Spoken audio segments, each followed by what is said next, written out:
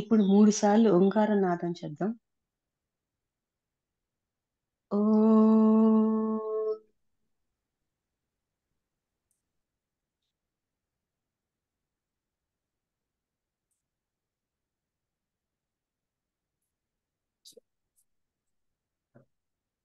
ఓం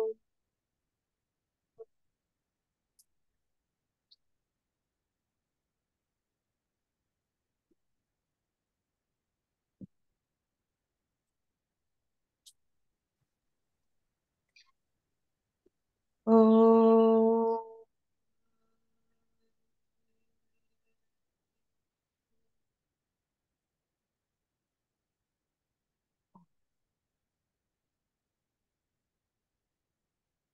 ఓం గణానాం త్వా గణపతిం హవామహే కవిం కవీనాముపమస్రవస్తమం జ్యేష్ఠరాజం బ్రహ్మణాం బ్రహ్మణస్పత ఆనశృణ్వన్నోతిభిः सीदसादनम् ఓం శ్రీ మహాగణాధిపతయే నమః. ఓం ప్రణో దేవి సరస్వతి వాజేభిర్వాజినీవతి ధీనామవిద్యవతు. ఓం శ్రీ మహాసరస్వత్యై నమః. గురురేవ గతిర్గురుమేవ భజే గురునైవ సహాస్మి నమో గురవే.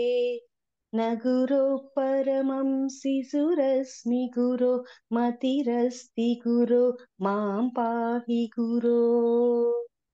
ज्ञानानन्दमयं देवं निर्मलस्फटिकाकृतिम् आधारं सर्वविद्यानां हयग्रीवमुपास्महे.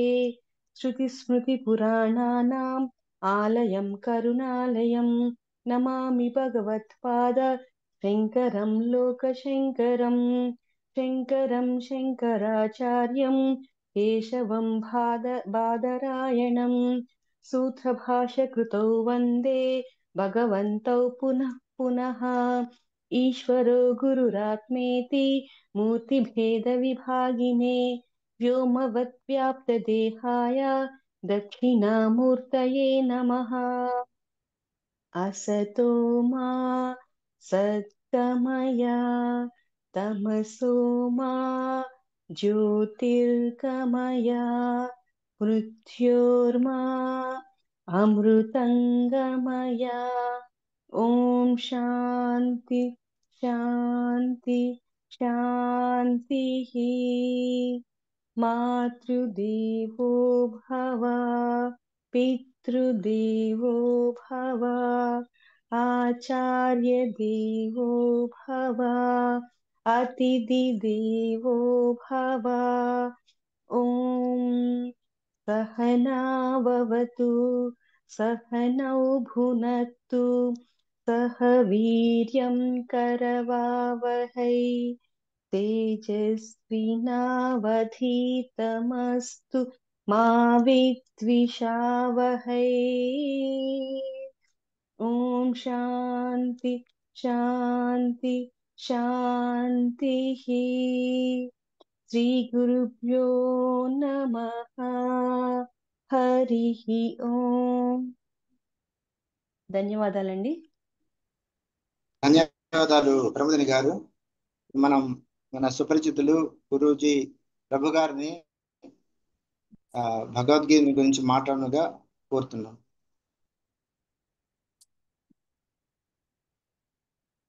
హలో, నమస్తే సార్. నమస్తే. భగవద్గీత మహత్యం శ్లోకాలతో మొదలెడదాము. శుక్లాంబరధరం విష్ణుం శశివర్ణం చతుర్భుజం. మీరు కూడా చదువుకోవచ్చు. మైక్ అన్మ్యూట్ చేయాల్సిన అవసరం లేదు, మీలో మీరు చదువుకోవచ్చు బయటికి. నిన్న తెలిసిన శ్లోకాల గీతా మహత్యం ఉంటుంది. భగవద్గీత మొదలెట్టే ముందు ఎప్పుడు కూడా గీతా మహత్యం ముందు చదివి తర్వాత భగవద్గీత చదవాలి.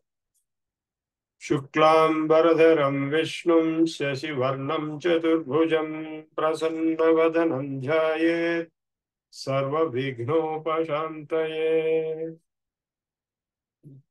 यस्यद्विरदवक्त्राढ्य पारिषड्यापरश्यतं विघ्नं निघ्नन्ति सततं विश्वक्सेनं समाश्रये संयज्ञाय कलापेन महता भारतेन च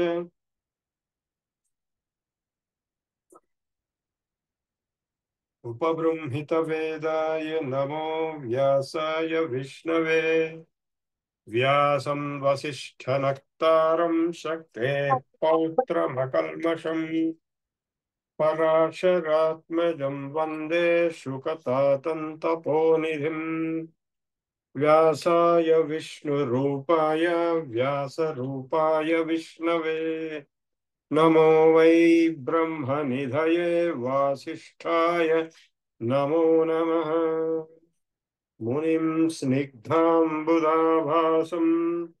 वेदव्यासमकल्मषम् वासं वासं सरस्वत्या वासं व्यासं नमाम्यहम् अचतुर्वदनो ब्रह्मद्विबाहुरपरो हरिः अफाललोचनः शम्भुः भगवान् बादरायणः कृष्णं कमलपत्राक्षं पुण्यश्रवणकीर्तनं वासुदेवं मुनिं नौमि नारायणं हरिम्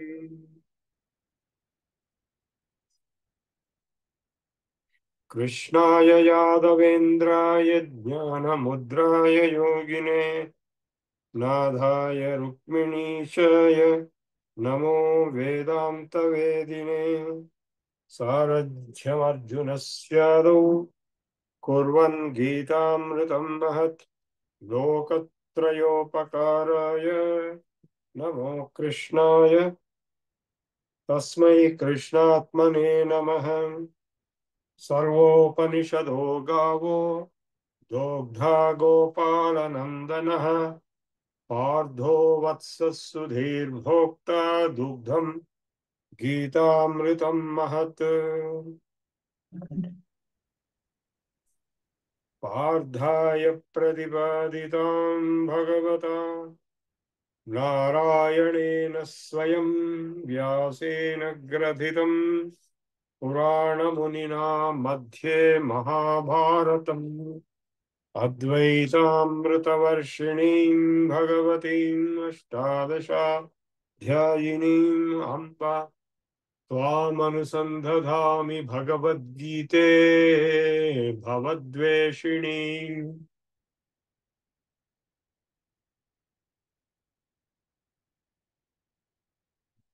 गीताशास्त्रमिदं पुण्यं यः पठेत् प्रयतः पुमान् विष्णोः पदमवाप्नोति भयशोकादिवर्जितः भारतामृतसर्वस्वं विष्णोर्वक्त्राद्विनिःसृतं गीतागङ्गोदकं पीत्वा पुनर्जन्म न विद्यते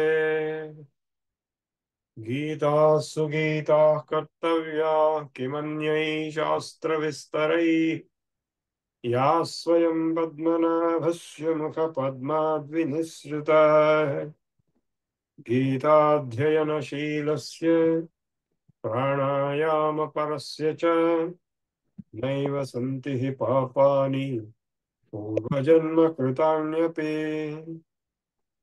अकृत्यमपि कुर्वाणो भुञ्जानो वायतस्ततः घोरं वैवस्वतस्थानं गीताध्यायी न पश्यति मलनिर्मोचनं पुंसां जलस्नानं दिने दिने सकृद्गीतांधसि स्नानं संसारमलमोचनं श्लोकमेकं तदर्थं वा पादं पादार्थमेव वा नित्यं पठति यो भक्त्या स मोक्षमधिगच्छति सर्वशास्त्रमयी गीता सर्ववेदमयो हरिः सर्वतीर्थमयी गंगा सर्वधर्ममयो मनुः एकं शास्त्रं देवकी पुत्रगीता एको देवो देवकी पुत्र एव एको मंत्रो देवकी पुत्र नाम कर्माप्येकं देवकी पुत्र सेव।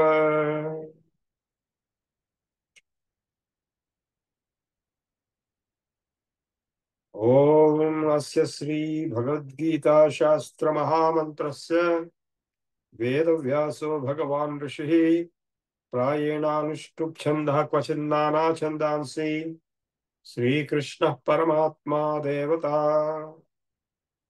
अशोच्यानन्वशोचस्त्वमिति बीजम् सर्वधर्मान् परित्यज्य मामेकं शरणं व्रज इति शक्तिः अहं त्वा सर्वपापेभ्यो मोक्षयिष्यामि मा शुचा इति कीलकम् मच्चित्तः सर्वकर्म दुर्गाणि मत्प्रसादात् तरिष्यति इति कवचम् किरीटिनं गदिनं चक्रहस्तम् इत्यास्त्रम् अनादिमध्यान्तमनन्तवीर्यमिति ध्यानम् ज्ञानयज्ञेन भगवदाराधनार्थे गीतापारायणे जपे वा विनियोगः।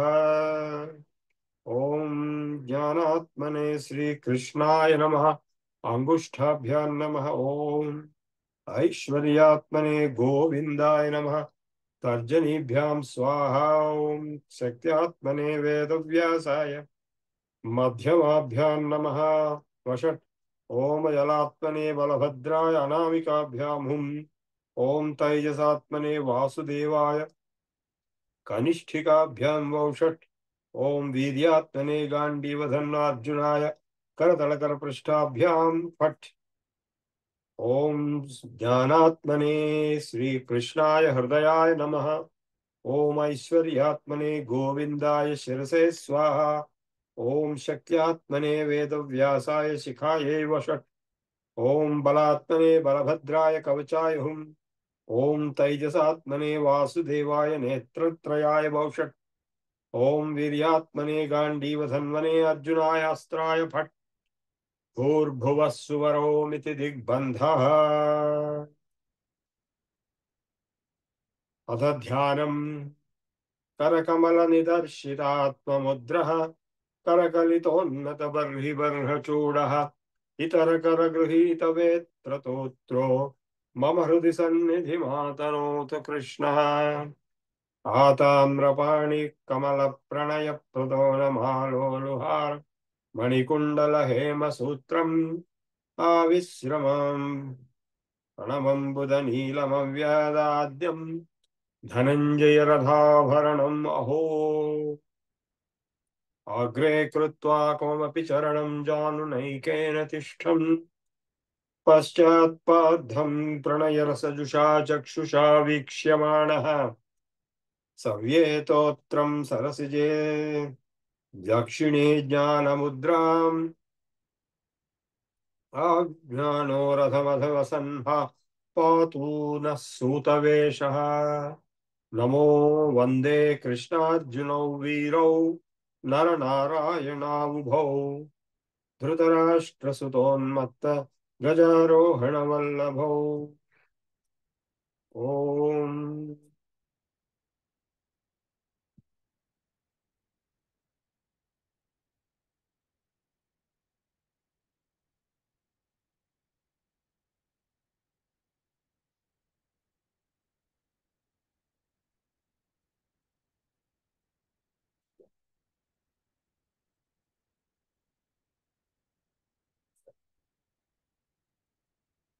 ओम पार्थाय प्रतिपादितां भगवता नारायणेन स्वयं व्यासेन ग्रथितं पुराणमुनिना मध्ये महाभारतम् अद्वैतामृतवर्षिणीं भगवतीमष्टादशाध्यायिनीम् अम्ब त्वामनुसन्धधामि भगवद्गीते भवद्वेषिणीम्। ओम नमोऽस्तु ते व्यास विशालबुद्धे पुल्लारविन्दायतपत्रनेत्र येन त्वया भारततैलपूर्णः प्रज्वालितो ज्ञानमयः प्रदीपः प्रपन्नपारिजाताय वेत्रतोत्रैकपाणये ज्ञानमुद्राय కృష్ణాయ గోవిందాయ నమో నమః. వాచక ప్రణవో యస్య క్రీడావస్త్వఖిలం జగత్ శృతిరాజ్ఞా వపుజ్ఞానం తం వందే దేవకీ సుతం. సర్వోపనిషదో గావో దోగ్ధా గోపాలనందనః పార్థో వత్స సుధీర్భోక్త దుగ్ధం గీతామృతం మహత్. వసుదేవసుతం దేవం కృష్ణచాణూరమర్దనం దేవకీ పరమానందం కృష్ణం వందే జగద్గురుం. భీష్మద్రోణతటా జయద్రథజలా గాంధారనీలోత్పలా శల్యగ్రాహవతీ కృపేణ వహినీ వన్నే కర్ణేన వేలాకులా.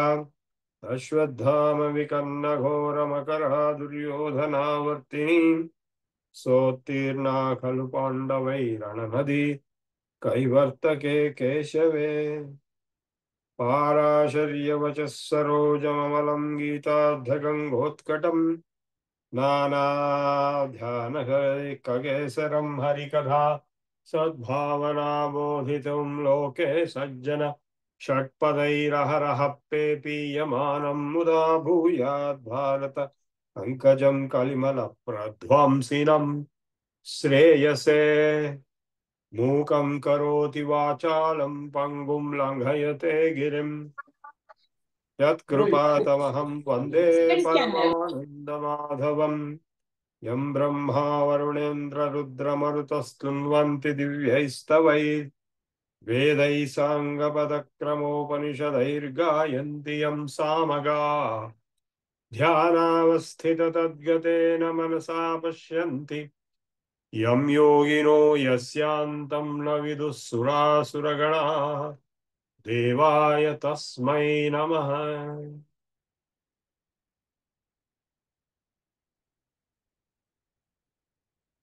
సో భగవద్గీత మహత్యం, జ్ఞాన శ్లోకాలు ఇవన్నీ చదువుకున్నాము.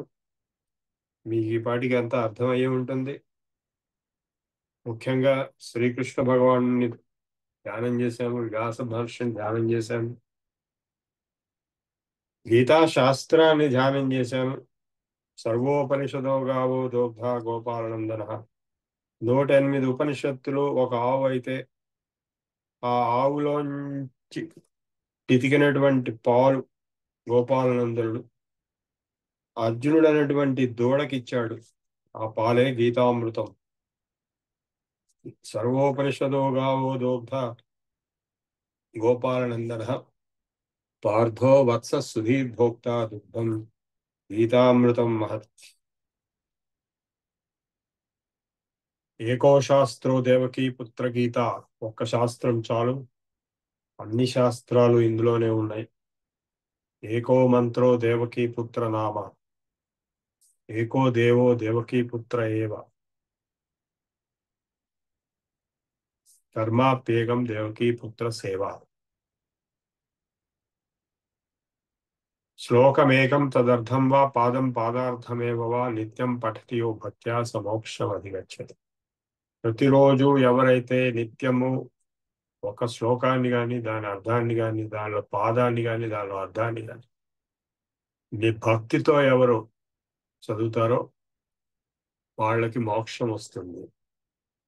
ఇంత పెద్ద స్టేట్మెంట్ దేనికి లేదు, వేదానికి కూడా లేదు. వేదం చదివితే మోక్షం వస్తుందని ఎక్కడా లేదు. కేవలం భగవద్గీతకి ఆ స్థాయి ఉంది. ఎందుకది? యా స్వయం పద్మనాభస్య ముఖపద్మాద్ వినిశ్రిత గీతా సుగీతా కర్తవ్యా కిమన్యై శాస్త్ర విస్తరై. ఏం చేసుకోవడానికి పెద్ద పెద్ద శాస్త్రాలు. యా స్వయం పద్మనాభస్య ముఖపద్మాద్ వినిశ్రిత. ఏదైతే ఆ పద్మనాభుడి ముఖపద్మం నుంచి బయటికి వచ్చిందో ఆ గీతకు మటుకే ఆ శక్తి ఉంది. మల నిర్మోచనం పుంసాం జలస్నానం దినే దినే. ప్రతిరోజు ఒంటి మీద మలాన్ని తీసేయడం కోసం జలస్నానం చేస్తున్నాం. సకృత్ గీతాం భసి స్నానం. సంసార మలమోచనం. ఈ సంసారమైనటువంటి మలం ఏదైతే మనకి అంటుకుంటుందో దీన్ని తీసేయడానికి ఈ భగవద్గీత అనేటువంటి దాంట్లో స్నానం చేస్తే ఇవాళ మనకి ఏమవుతుందో సంసార మలం నుంచి మనకు మోచనం వస్తుంది.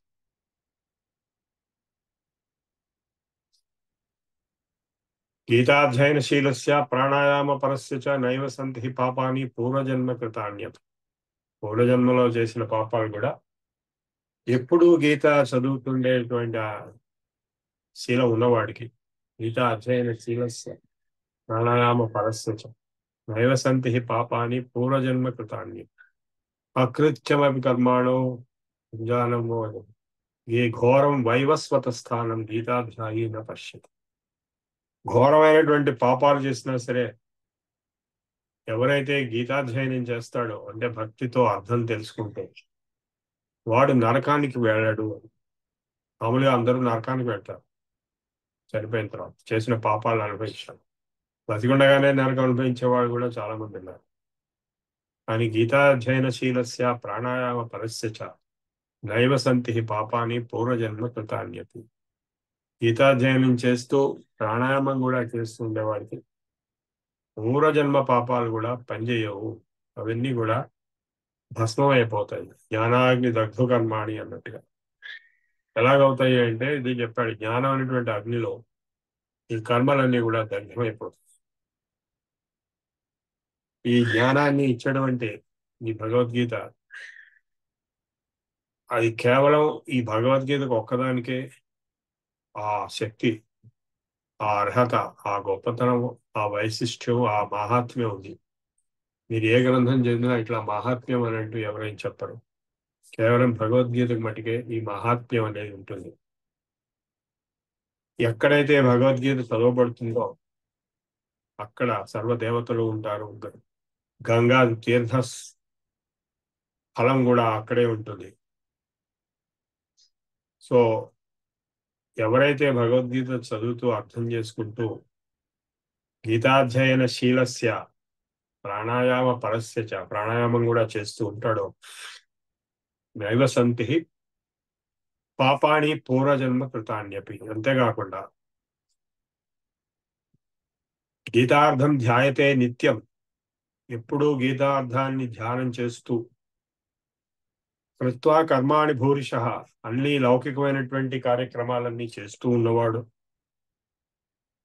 జీవన్ముక్త సవిజ్ఞే, వాడి జీవన్ముక్తుడు. వాడు దేహాంతే పరమం పదం, చచ్చిపోయిన తర్వాత పరమ పదానికి వెళ్తాడు, నరకానికి వెళ్ళాడు. గీతాధ్యాయి న పశ్యతి. ఇంతకంటే మీకు ప్రాముఖ్యతమైనటువంటి అవకాశం, గొప్పతనం ఇంకొకటి లేదు. గీతా మహత్యం అంత గొప్పది. అలాగే ఈ భగవద్గీత చదువుకోవడం, చెప్పటం, వినటం, అర్థం చేసుకోవటం మహా గొప్ప భాగ్యం. ఇంతకంటే గొప్పది ఇంకో మహద్భాగ్యం ఇంకోటి లేదు. నాకు చిన్నప్పుడు 8 ఏళ్ల వయసులో మా తల్లిగారు నాకు భగవద్గీత కంఠస్థం చేయించారు. ఆ చిన్నప్పుడు నేను చదివిన భగవద్గీతే ఇవాళ మీకు ఇందాక చదివి వినిపించారు. అంటే 70 ఏళ్ళు 65 ఏళ్ల కిందది ఈ పుస్తకం. అది కాక శంకరాచార్య గారి భాష్యాన్ని కళ్యాణానంద స్వామి ఒక శంకర మఠం ఒకటి గుంటూరులో ఉంది, వారి పుస్తకాన్ని కూడా ఇప్పుడు నేను మీకు చెప్తుంటాను. అక్కడక్కడ మట్టికి మొత్తం చాలా పెద్ద పుస్తకం. ఇది మొత్తం చేయాలంటే ఎన్నో రోజులు పడుతుంది. బహుశా 1 నెల రోజులు, 2 నెలలు, 3 నెలలు, 4 నెలలు కూడా పట్టచ్చు. కానీ అది అయ్యే పని కాదు. కాబట్టి అక్కడక్కడ కొన్ని ఆణిముత్యాలు తీసుకుని మటుకే చెప్తున్నాము. ఇందులో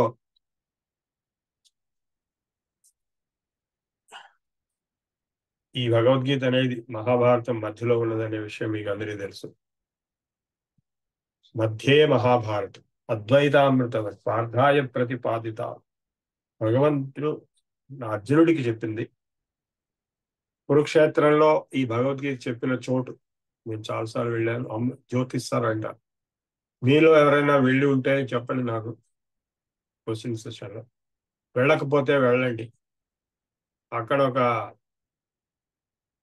మర్రి చెట్టు ఉంది.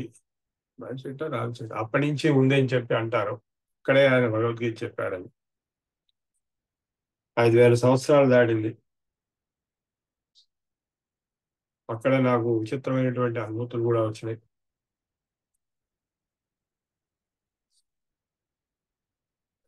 ఇది స్మృతి కింద వస్తుంది. శృతి కింద ఉపనిషత్తులు వస్తాయి, వేదం వస్తుంది. ఇది స్మృతి కింద వస్తుంది. శృతి అనున్నది శృతి అనుగుణమైనచో ప్రమాణ భావం నందున విషయము శృతి ప్రమాణ విధులు అందరూ. అంటే శృతికి కూడా ప్రామాణ్యత ఉన్నది. ఎందుకంటే శృతికి ఆధారంగానే ఉపనిషత్తుల మీద ఆధారభూతమై చెప్పబడింది కాబట్టి ఇది స్మృతి గ్రంథం ప్రామాణ్యమైంది. శ్రీకృష్ణ భగవానుడు స్వయంగా ఈ ప్రామాణ్యత 16వ అధ్యాయంలో తస్మాత్ శాస్త్రం ప్రమాణంతే కార్యాకార్యో వ్యవస్థితో అనేటువంటి శ్లోకంలో నిర్వచించి ఉన్నారు.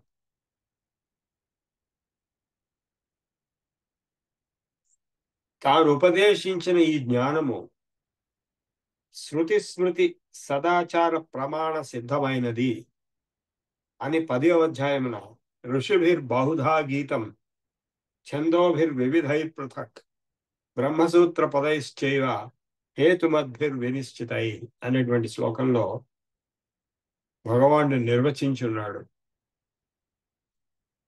అంతేకాకుండా 2వ అధ్యాయంలో నాసతో విద్యతే భావో నో భావో విద్యతే సతః ఉభయోరపి దృష్టోంతస్తు అనయో తత్వదర్శిభి అను గీతంచే తా తత్వదర్శులకు అభిమత మాకు సిద్ధాంతమును వ్యక్తీకరించున్నారని పలికారు.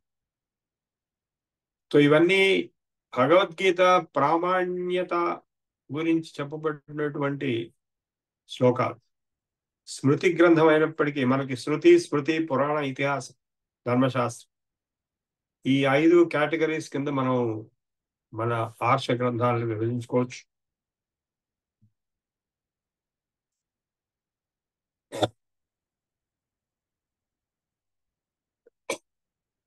కనుక ఈ గీతాశాస్త్రంలో చెప్పబడినటువంటి విషయాలు ఈ శాస్త్రమును ఈ ప్రమాణ భావంతో తలచువారిలో శృతి స్మృతి సదాచారములుగా పరమ ప్రమాణములు అని శృతి స్మృతి సదాచార బద్ధులై ఉండవలేదు. అంటే ఇది ఊరికే వినటానికి చెప్పటానికే కాదు, దీని ప్రామాణ్యత ఎంత గొప్పదంటే దీనికి బద్ధులై మన జీవితాన్ని సాగించడం చాలా అవసరం.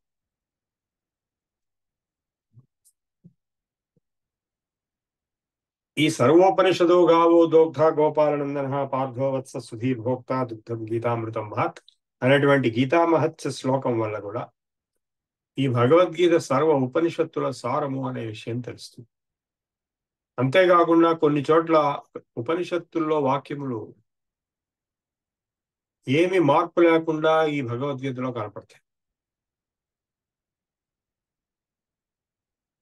ఇది యోగ శాస్త్రము, ఉపనిషత్తు, బ్రహ్మ విద్య. అందుకే ప్రతి అధ్యాయం తర్వాత బ్రహ్మ విద్యాయాం యోగ శాస్త్రే శ్రీకృష్ణార్జున సంవాదే ఫలానా అధ్యాయం అని చెప్తారు.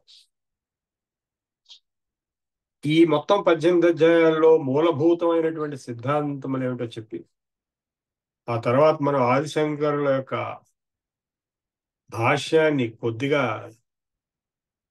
ప్రారంభిద్దాం. ఈ మూలభూతమైన సిద్ధాంతంలో ఈ చెప్పబోయేటువంటి 44 గీతములలో 47 గీతములలో ఉన్నాయి. దేహినోస్మిన్ యథా దేహే కౌమారం యవ్వనం జరా తథా దేహాంతర ప్రాప్తి ధీరస్తత్ర నమత్యతి అనేది మొట్టమొదటి. అంటే ఆత్మతత్వము అనేక దేహములని పొందుతున్నది. ఎట్లాగైతే ఒక దేహంలో కౌమారం యవ్వనం జరా వస్తున్నదో అదే విధంగా సహజంగా మృతి కూడా వస్తున్నది, మళ్ళా జన్మ కూడా వస్తుంది, దేహాంతర ప్రాప్తి కొత్త దేహం కూడా వస్తుంది. నాసతో విద్యతే భావో నో భావో విద్యతే సతః. అసత్తుకి భావం లేదు అంటే ఉండడం అనేది ఉండదు, సత్తుకి ఉండకపోవడం అనేది ఉండదు. అవినాశిది తద్విద్ధి ఏన సర్వమిదం తతం. దేని చేత ఇవన్నీ చేయబడ్డాయో అది అవినాశి అని తెలుసుకో, దానికి నాశనం లేదని తెలుసు. వేద అవినాశనం నిత్యం ఏన వజమవ్యయం కథం స పురుష పార్థ కంఘాతయతి హంతికం. ఎవరైతే ఈ అవినాశిని తెలుసుకుంటాడో, నిత్యం అని తెలుసుకుంటాడో ఆత్మతత్వాన్ని, ఎవరిని చంపుతాడు, ఎవరి చేత చావబడతాడు. అవ్యక్తాదీని భూతాని వ్యక్తమధ్యాని భారత అవ్యక్త నిధనాన్ని. మొట్టమొదట్లో లేవు, మధ్యలో వచ్చినాయి, తర్వాత పోతాయి. ఏమిటి? శరీరం. కాబట్టి ఎందుకు ఏడుస్తావు? ఏషాతే భీత సాంఖ్యే బుద్ధిర్యోగే త్విమాం శృణు. ఇదంతా జ్ఞానం చెప్పాను నీకు, సాంఖ్యం అంటే జ్ఞానం. ఇప్పుడు యోగం చెప్తాను. త్రైగుణ్య విషయ వేద నిస్త్రైగుణ్యో భవార్జున.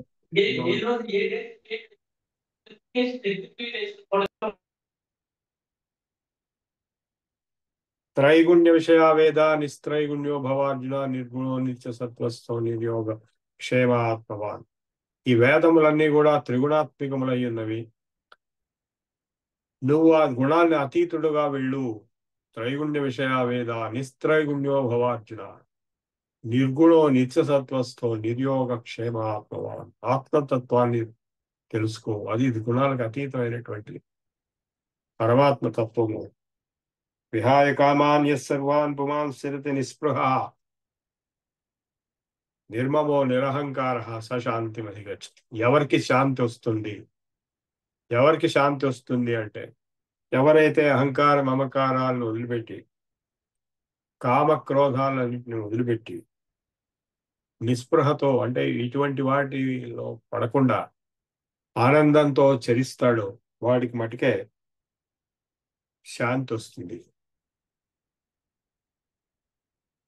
లోకేస్మిన్ ద్విధా నిష్ఠా పురా ప్రోక్త మయానఘ జ్ఞానయోగేన సాంఖ్యానాం కర్మయోగేన లోకే. జ్ఞానము కర్మ ఈ రెండు కూడా ఉన్నాయి. సహయజ్ఞ ప్రజా సృష్వా పురోవాచు ప్రజాపతి అనేన ప్రసవిధ్వమేశోస్తిష్ట కావదు. ప్రజాపతి బ్రహ్మ మొట్టమొదటి సృష్టి చేసినప్పుడు యజ్ఞములని అంటే దేవతల కోరిక యజ్ఞములను మనుష్యులను సృష్టించాడు. ఒకరికొకరు సమర్థించుకుంటూ దేవతలు మనుషులు పరస్పరం భావయంతః అని చెప్పాడు. నా బుద్ధివేదం జనయేద్ అజ్ఞానాం కర్మ సంగీణాం జోషయేత్ సర్వకర్మాణి విద్వాన్ యుక్త సమాచరం. జ్ఞాని అయినటువంటి వాడు మామూలు ప్రజలకి బుద్ధి భేదం అంటే కన్ఫ్యూజన్ తీసుకురాకుండా అన్ని కర్మలను బాగా ఆచరించవలను. శ్రేయాన్ స్వధర్మో విగుణ పరధర్మాత్ స్వనుష్ఠితాత్. స్వధర్మే నిధనం శ్రేయ పరధర్మో భయావహం. స్వధర్మమే ఉత్తమమైంది. స్వధర్మం చేస్తూ ప్రాణాలు కోల్పోవటం కూడా మంచిదే, కానీ పరధర్మం చేయటం మాత్రం తప్పు.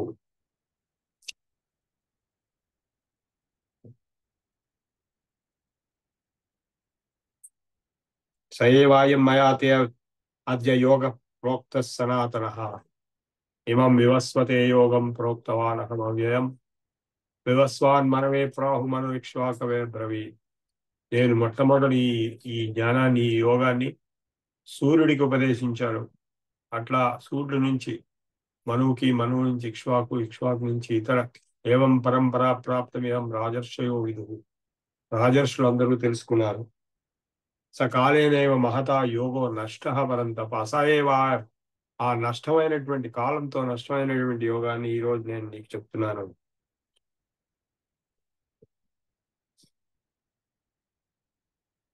అజోపి సన్ అవ్యయాత్మా భూతానాం ఈశ్వరోపి సన్ ప్రకృతిం స్వామధిష్ఠాయ సంభవామ్యాత్మమాయ. నేను అజుడను అయినప్పటికీ నా స్వమాయ అయినటువంటి ప్రకృతితో నన్ను నేను సృజించుకుంటున్నాను అనేక అవతారాలుగా. చాతుర్వర్ణ్యం మయా సృష్టం గుణకర్మ విభాగశః తస్య కర్తారమపి మాం విద్య అకర్తారమవ్యయం. కర్మణ్యకర్మయ పశ్యేద్ అకర్మణి చ కర్మయః సబుద్ధిమాన్ మనుష్యేషు సయుక్త తద్విద్ధి ప్రణిపాతేన నహి జ్ఞానేన సదృశం పవిత్రమిహ విద్యతే యస్వయం యోగ సంసిద్ధ కాలేన ఆత్మని వింద. జ్ఞానం కంటే గొప్పది ఇంకొకటి, పవిత్రమైనది ఇంకోటి లేదు. దాన్ని యోగ సంసిద్ధుడు కాలంలో తనలో తాను జ్ఞాన ఉదయం పొందుతాడు. ఆ జ్ఞానాన్ని జ్ఞానుడి దగ్గర నేర్చుకోవాలి, వాళ్ళని సేవించి వాళ్ళని ప్రశ్నించి. అజ్ఞానేనావృత జ్ఞానం తేన ముఖ్యంతి జంత. మరి మరి మిగిలిన వాళ్ళందరూ ఏం చేస్తున్నారంటే అజ్ఞానం వల్ల, జ్ఞానం కప్పబడి ఉండటం వల్ల మోహంలో పడి ఉన్నారు. జ్ఞానేన తదజ్ఞానం ఏషాం నాశితునాత్మన తేషాం ఆదిత్యవజ్ఞానం ప్రకాశయతి తత్పరం. ఎవరిలో అయితే అజ్ఞానం జ్ఞానంతో ధ్వంసమైపోతుందో వాళ్ళల్లో ఆదిత్యుని వలె జ్ఞానం ప్రకాశిస్తుంది. యుక్తాహార విహారస్య యుక్తచేష్టస్య కర్మసు యుక్త స్వప్నావబోధస్య యోగో భవతి దుఃఖః. ఎవరైతే ఆహార విహారములు యుక్తముగా అంటే బ్యాలెన్స్డ్ డైట్, బ్యాలెన్స్డ్ యాక్టివిటీ చేస్తాడు, అతనికి మటుకే యోగం అనేది సాధ్యం అవుతుంది. భూమిరాపో అనలో వాయు ఖం మనో బుద్ధిరేవ చ అహంకార ఇది మే భిన్నా ప్రకృతి అష్టధా.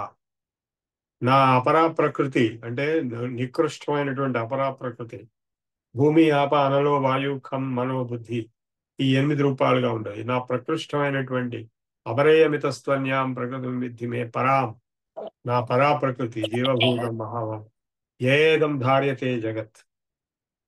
ఏతద్యోనీని భూతాని సర్వాణి ఇత్యుపధారయ అహం కృత్స్య జగత ప్రభవ ప్రళయస్తథా. ఈ కనపడే జగత్తులో ఉన్నటువంటి యోనులన్నీ అంటే అన్ని జీవుల యోనులు నేను సృష్టించినవే. మయా తతమిదం సర్వం జగద్ అవ్యక్తమూర్తిన. ఈ జగత్ మొత్తం నాతో, నా చేత వ్యాపింపబడి ఉన్నది. మత్స్థాని సర్వభూతాన్ని, అన్ని నాలో ఉన్నాయి. తత్వహం తేషు తేమయి. నచ మత్స్థాని భూతాని పశ్చిమే యోగమైశ్వరం భూతభృన్న చ భూతస్థో మమాత్మా భూత భావన. అవజానంతి మా మూఢా మానుషీం తనుమాశ్రితా పరం భావమజానంతో మమ భూత మహేశ్వరం. మూర్ఖులో నేను మనిషిని అనుకుంటారు, నేను భూతములకి మహేశ్వరుడైన వాడిని. అనన్యాశ్చింతయంతో మాం ఏ జనా పర్యుపాస్తే తేషాం నిత్యాభియుక్తానాం యోగక్షేమం వహామ్యం. ఎవరైతే వేరే వ్యాసంగం లేకుండా అనన్యాశ్చింతయంతో ఎప్పుడూ నన్నే తలుచుకుంటూ ఉంటారు, వారిని నేను రక్షిస్తాను. అనన్యాశ్చింతయంతో మాం ఏ జనా పర్యుపాసతే తేషాం నిత్యాభియుక్తానాం యోగక్షేమం వహామ్యం. నిత్యాభియుక్తానం ఎప్పుడూ నాతో కనెక్ట్ అయి ఉన్న వాళ్ళని నేను యోగక్షేమాలు నేను చూసుకుంటాను.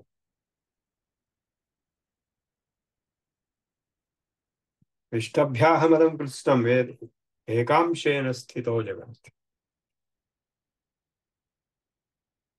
మొత్తము నాయందే ఉన్నది. మత్కర్మకృత్ మత్పరమో మద్భక్త సంగవర్జిత. నా భక్తుడు అవు, అన్ని పనులు నా వరకే చెయ్యి, సంఘాన్ని వదిలిపెట్టి. నిర్వైర సర్వభూతే, ఎవరి మీద ద్వేషం పెట్టుకోవద్దు. సచమాం మామేతి అటువంటి వాడు నన్ను చేరుతాడు. ఇదం శరీరం కౌంతేయ క్షేత్రమిత్యభిధీయతే ఏతద్యో వేత్తి తం ప్రాహు క్షేత్రజ్ఞ. ఈ శరీరమే క్షేత్రం. ఈ విషయం తెలుసుకున్నవాడు క్షేత్రజ్ఞుడు. క్షేత్రజ్ఞం చాపి మాం విద్ధి సర్వక్షేత్రేషు భాని. అన్ని క్షేత్రములలో ఉన్న క్షేత్రజ్ఞుడు నేనేనని తెలుసుకో. అనాదిమత్ పరం బ్రహ్మదస్తన్నాసముచ్యతే సర్వతః పాణిపాదం తత్ సర్వతోక్ష శిరోముఖం సర్వత శృతిమల్లోకే సర్వమావృత్య తిష్టతి. అంతటా ఆ పరమాత్మ యొక్క కళ్ళు చెవులు అంటే సహస్ర శీర్ష పురుష సహస్రాక్ష అని చెప్పినట్టుగా. యావత్ సంజాయతే కించిత్ సత్వం స్థావర జంగమం క్షేత్రక్షేత్రజ్ఞ సంయోగాత్ తద్విద్ధి భరతర్షం. ఏది పుట్టినా కూడా అది క్షేత్రజ్ఞ సంయోగం వలనే పుడుతున్నది. సమం సర్వేషు భూతేషు తిష్టంతం పరమేశ్వరం. అన్ని భూతములలో అంటే అన్ని జీవులలో, అన్ని స్థావర జంగములైనటువంటి వస్తువులలో వ్యాపించి ఉన్నటువంటి పరమేశ్వరుని తెలుసుకోవాలి. పశ్యన్న పశ్యంతం యః పశ్యతి న పశ్యతి. ఎవరైతే ఆ పరమాత్మను తెలుసుకుంటాడో వాడికే నిజంగా చూపు ఉన్నది. వినశ్యత్ స్వనిశ్యంతం. నశించిపోయే వాటిల్లో నశించకుండా ఉండేటువంటి పరమాత్మ జ్ఞానం ఎవరికి ఉన్నదో వాడికి ఒక్కటికే నిజమైన చూపు ఉన్నది. మిగిలిన వాడు గుడ్డివాళ్ళు. అహం వైశ్వానరో భూత్వా ప్రాణినాం దేహమాశ్రితః ప్రాణాపాన సమాయుక్తః పచామి అన్నం చతుర్విధం. నేను వైశ్వానరుడు అంటే అగ్నినై ఈ శరీరంలో 4 రకాలుగా భోజనాన్ని పచనం చేస్తున్నాను. ద్వాభూత సర్గే లోకేస్మిన్ దైవ ఆసుర ఏవచ. 2 రకాల వాళ్ళు ఉన్నారు, దేవతలు అసురులు. దేవతలు అంటే దైవీ గుణం సంపత్తిలో ఉన్నవాళ్ళు దైవ, ఆసురీ గుణ సంపత్తిలో ఉన్నవాడు ఆసురుడు. త్రివిధం నరకస్యేదం ద్వారం నాశనమాత్మనః కామక్రోధస్తథా లోభః తస్మాదేతత్రయం త్యజేత్. నరకానికి 3 ద్వారాలు ఉన్నాయి. అవి ఏమిటంటే కామక్రోధస్తథా లోభ. ఈ 3. కాబట్టి ఈ 3టిని వదిలిపెట్టాలి. తస్మాత్ శాస్త్రం ప్రమాణంతే కార్యాకార్యో వ్యవస్థితం. శాస్త్రమే ప్రధానము అన్ని పనులకు చేయటానికి చేయకపోవడానికి. అధిష్టానం తథా కర్తాకరణం చ పృథక్ విధం విధాశ్చ పృథక్ చేష్ట దైవం శరీర వాంగ్మనోభిర్యత్ కర్మ బాధతే న్యాయం వా విపరీతం వా పంచైతే తస్య. ఏ పని చేసినా నోటితో గాని చేతులతో గాని మనస్సుతో గాని ఆ పనికి 5 ఫ్యాక్టర్స్ ఉంటాయి. ఏమిటవి? అధిష్టానం, మేనేజర్, సూపర్వైజర్. తథా కర్త, యాక్టర్, ఎవడైతే పనిచేస్తున్నాడో వాడు. కరణం, ఏ ఉపకరణాలతో ఆ పని చేస్తున్నాడో. వివిధాశ్చ పృథక్ చేష్ట, రకరకాల పనులు. ఇవన్నీ కాక దైవం అనేది ఒకటి ఉంది. మేనేజ్మెంట్ ప్రిన్సిపల్స్ మొత్తం చెప్పారు. మేనేజరు, యాక్టరు అంటే doer, actions, instruments for executing those actions. ఇవన్నీ కాక దైవం అనేటువంటిది లక్ అని కానీ, ఈశ్వరుడు కానీ, భగవంతుడు కానీ, టైం అని కానీ, ప్రావిడెన్స్ అని కానీ, ఫేట్ అని కానీ అదొకటికి పోతుంది.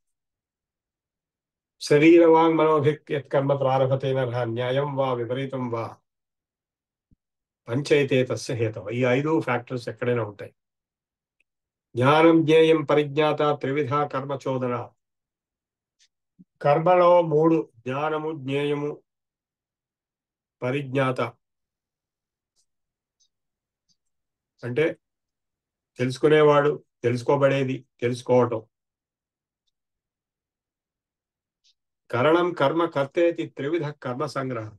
కర్మలో కర్త, కర్మ, క్రియ అనేవి 3.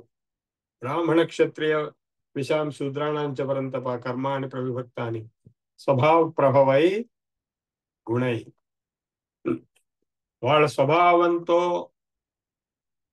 ఉన్నటువంటి గుణముల చేత బ్రాహ్మణ క్షత్రియ వైశ్య శూద్ర జాతులకి కర్మలు విధింపబడ్డాయి. ఈశ్వర సర్వభూతానాం హృద్దేశే అర్జున తిష్టతి భ్రామయన్ సర్వభూతాని యంత్రారూఢాని మాయగా. ఓ అర్జున, ఈశ్వరుడు అన్ని భూతములలో హృదయ స్థానంలో నిలిచి ఉన్నాడు. అందరినీ యంత్రముల వలె అంటే రోబోట్స్ వలె నడిపిస్తుంటాడు.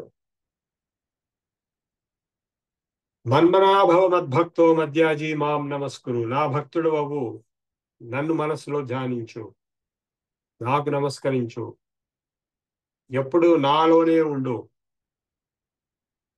అప్పుడు నాకు ఇష్టడు అవుతావు, నాలో లయమైపోతావు. సర్వధర్మాన్ పరిత్యజ్య మామేకం శరణం వ్రజ అహంత్వా సర్వపాపేభ్యో మోక్షయిష్యామి మా శుచ. అన్ని ధర్మములని అంటే అన్ని బాధ్యతల్ని, అన్ని రెస్పాన్సిబిలిటీస్ ని నా యందు వదిలిపెట్టు, నన్ను నా భక్తుడు అవ్వు. మా ఏకం శరణం వ్రజ, నన్ను శరణు వేడు, నేను నిన్ను రక్షిస్తాను. ఈ 47 శ్లోకాలు మొత్తం 720 శ్లోకాల నుంచి ఆణిముత్యాలు లాంటివి కొన్ని చెప్పుకున్నాము. దాదాపు 400 భాష్యాలు ఉన్నాయి ఈ భగవద్గీత మీద. ఇంగ్లీష్లో ఏంటి, సంస్కృతంలో ఏంటి, హిందీలో ఏంటి, తెలుగులో ఏంటి.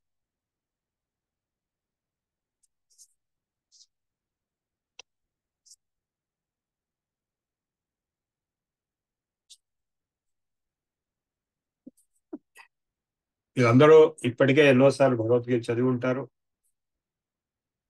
అనేకమైనటువంటి లోతైన విషయాలు ఇందులో మీకు తెలుసుకుని ఉంటారు. ఈ పాటికి మీలో భగవద్గీత మొట్టమొదటి చదువుతున్న వాళ్ళు చాలా కొద్దిమంది అని అనుకుంటున్నాను. ఇప్పుడు మనము ఆది శంకరాచార్యుల వారి ఉపోద్ఘాతం చూస్తాము. భగవద్గీత భాష్యానికి వారు రాసిన ఉపోద్ఘాతలు.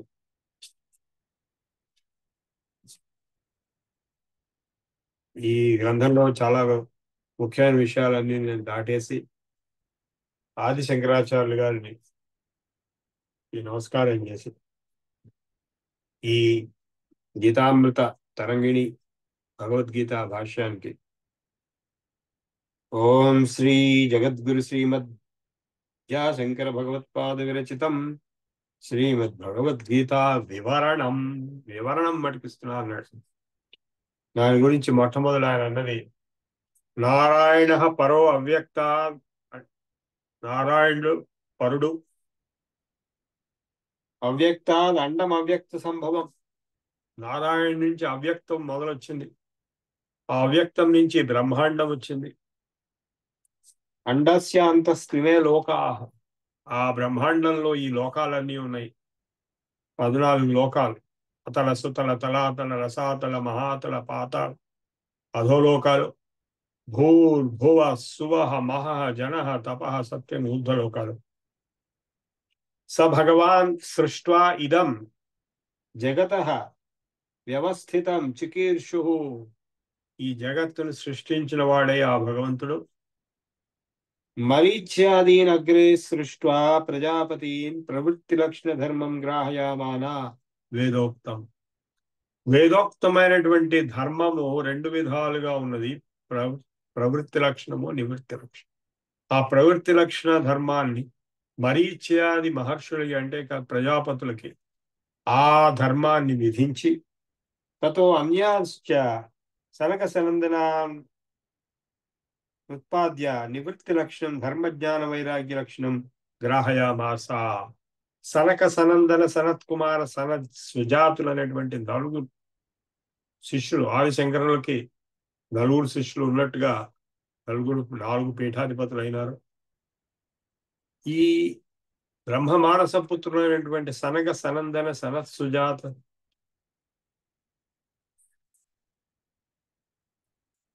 వీళ్ళు ఈ 4కి వైరాగ్య భూతమైనటువంటి నివృత్తి లక్షణ ధర్మాన్ని బోధించారు. వివిధో హి వేదోక్తో ధర్మ, వేదోక్త ధర్మము 2 విధాలు. ప్రవృత్తి లక్షణో నివృత్తి లక్షణో ఇది జగతః స్థితి కారణం ప్రాణినాం సాక్షాత్ అభ్యుదయ నిశ్రేయస హేతు యస్ అధర్మో. ఈ ధర్మం అనేది ప్రాణులందరికీ అభ్యుదయ నిశ్రేయస కారణమై బ్రాహ్మణాద్యై వర్ణిభిః ఆశ్రమభిశ్చ శ్రేయోర్థిభిః అనుష్ఠీయమానః. చాతుర్వర్ణములైనటువంటి రూపంతో అంటే వర్ణ ఆశ్రమ ధర్మం, బ్రహ్మచర్య, గార్హస్థ్య, వానప్రస్థ, సన్యాస, అనుష్ఠీయమానః దీర్ఘేణ కాలేన అనుష్ఠితృణాం.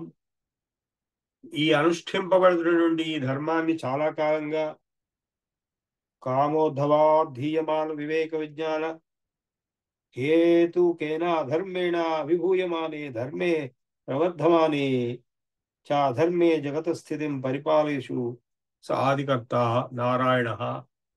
అధర్మాన్ని నిగ్రహించి ధర్మాన్ని పెంపొందించడం కోసం ఆదికర్త నారాయణుడు. విష్ణు భౌమస్య బ్రాహ్మణో బ్రాహ్మణత్వస్య రక్షణార్థం. బ్రాహ్మణ అంటే బ్రహ్మ, బ్రహ్మణ అంటే వేదాన్ని రక్షించటం కోసము, వేదత్వాన్ని వేదాధ్యయనం చేసేటువంటి బ్రాహ్మణత్వాన్ని రక్షించటం కోసము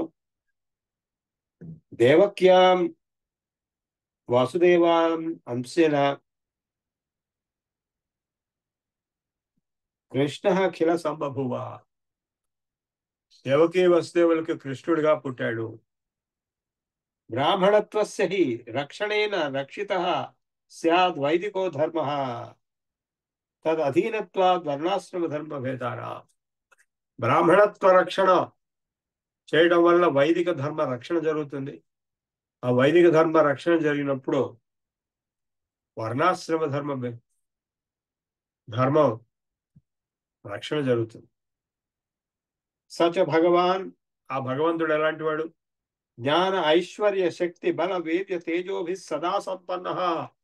భగవంతుడి లక్షణం ఏమిటి? సదా, ఎప్పుడు కూడా, ఎల్లప్పుడూ జ్ఞానంతో, ఐశ్వర్యంతో, శక్తితో, బలంతో, తేజస్సుతో, వీర్యంతో సంపన్నుడైనటువంటి వాడు. త్రిగుణాత్మికాం వైష్ణవీం స్వాం మాయాం ప్రకృతిం వశీకృత్య, తన స్వంత మాయ, తనే ఏర్పరిచినట్టు తనలోంచి బయటకు వచ్చిన శక్తి వైష్ణవి శక్తి. అంటే ఈ ప్రకృతి మహామాయ ఆది పరాశక్తి ఏదైతుందో ఆ శక్తిని వశంలో పెట్టుకుని అజో అవయో భూతానాం ఈశ్వరో నిత్య శుద్ధ బుద్ధ ముక్త స్వభావో అపి సన్, పుట్టుక లేనివాడు ఈశ్వరుడు అయ్యుండి నిత్య శుద్ధ బుద్ధ ముక్త సత్య స్వరూపం జ్ఞాన స్వరూపుడు అయ్యుండి స్వమాయయా, తన మాయ చేతనే, తను కల్పించుకున్న తన స్వంత మాయ చేతనే దేహవానివా, దేహము ఉన్నవాడి వలే జాత పుట్టాడు.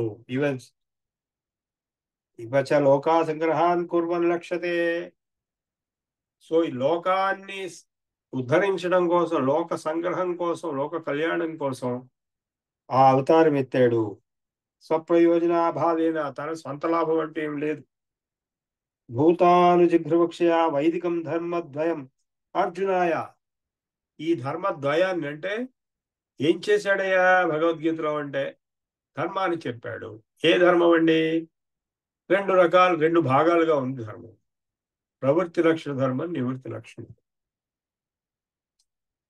యా వైదికం ధర్మద్వయం అర్జునాయ, అర్జునుడి కోసమని శోకమోహాదధౌ, శోకమోహ సముద్రంలో కొట్టుకుంటున్నటువంటి అర్జునుడికి నిమగ్నాయ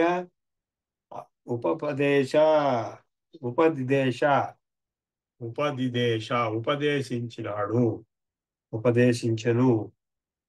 గుణాధికై గృహతో అనుష్ఠీయమాన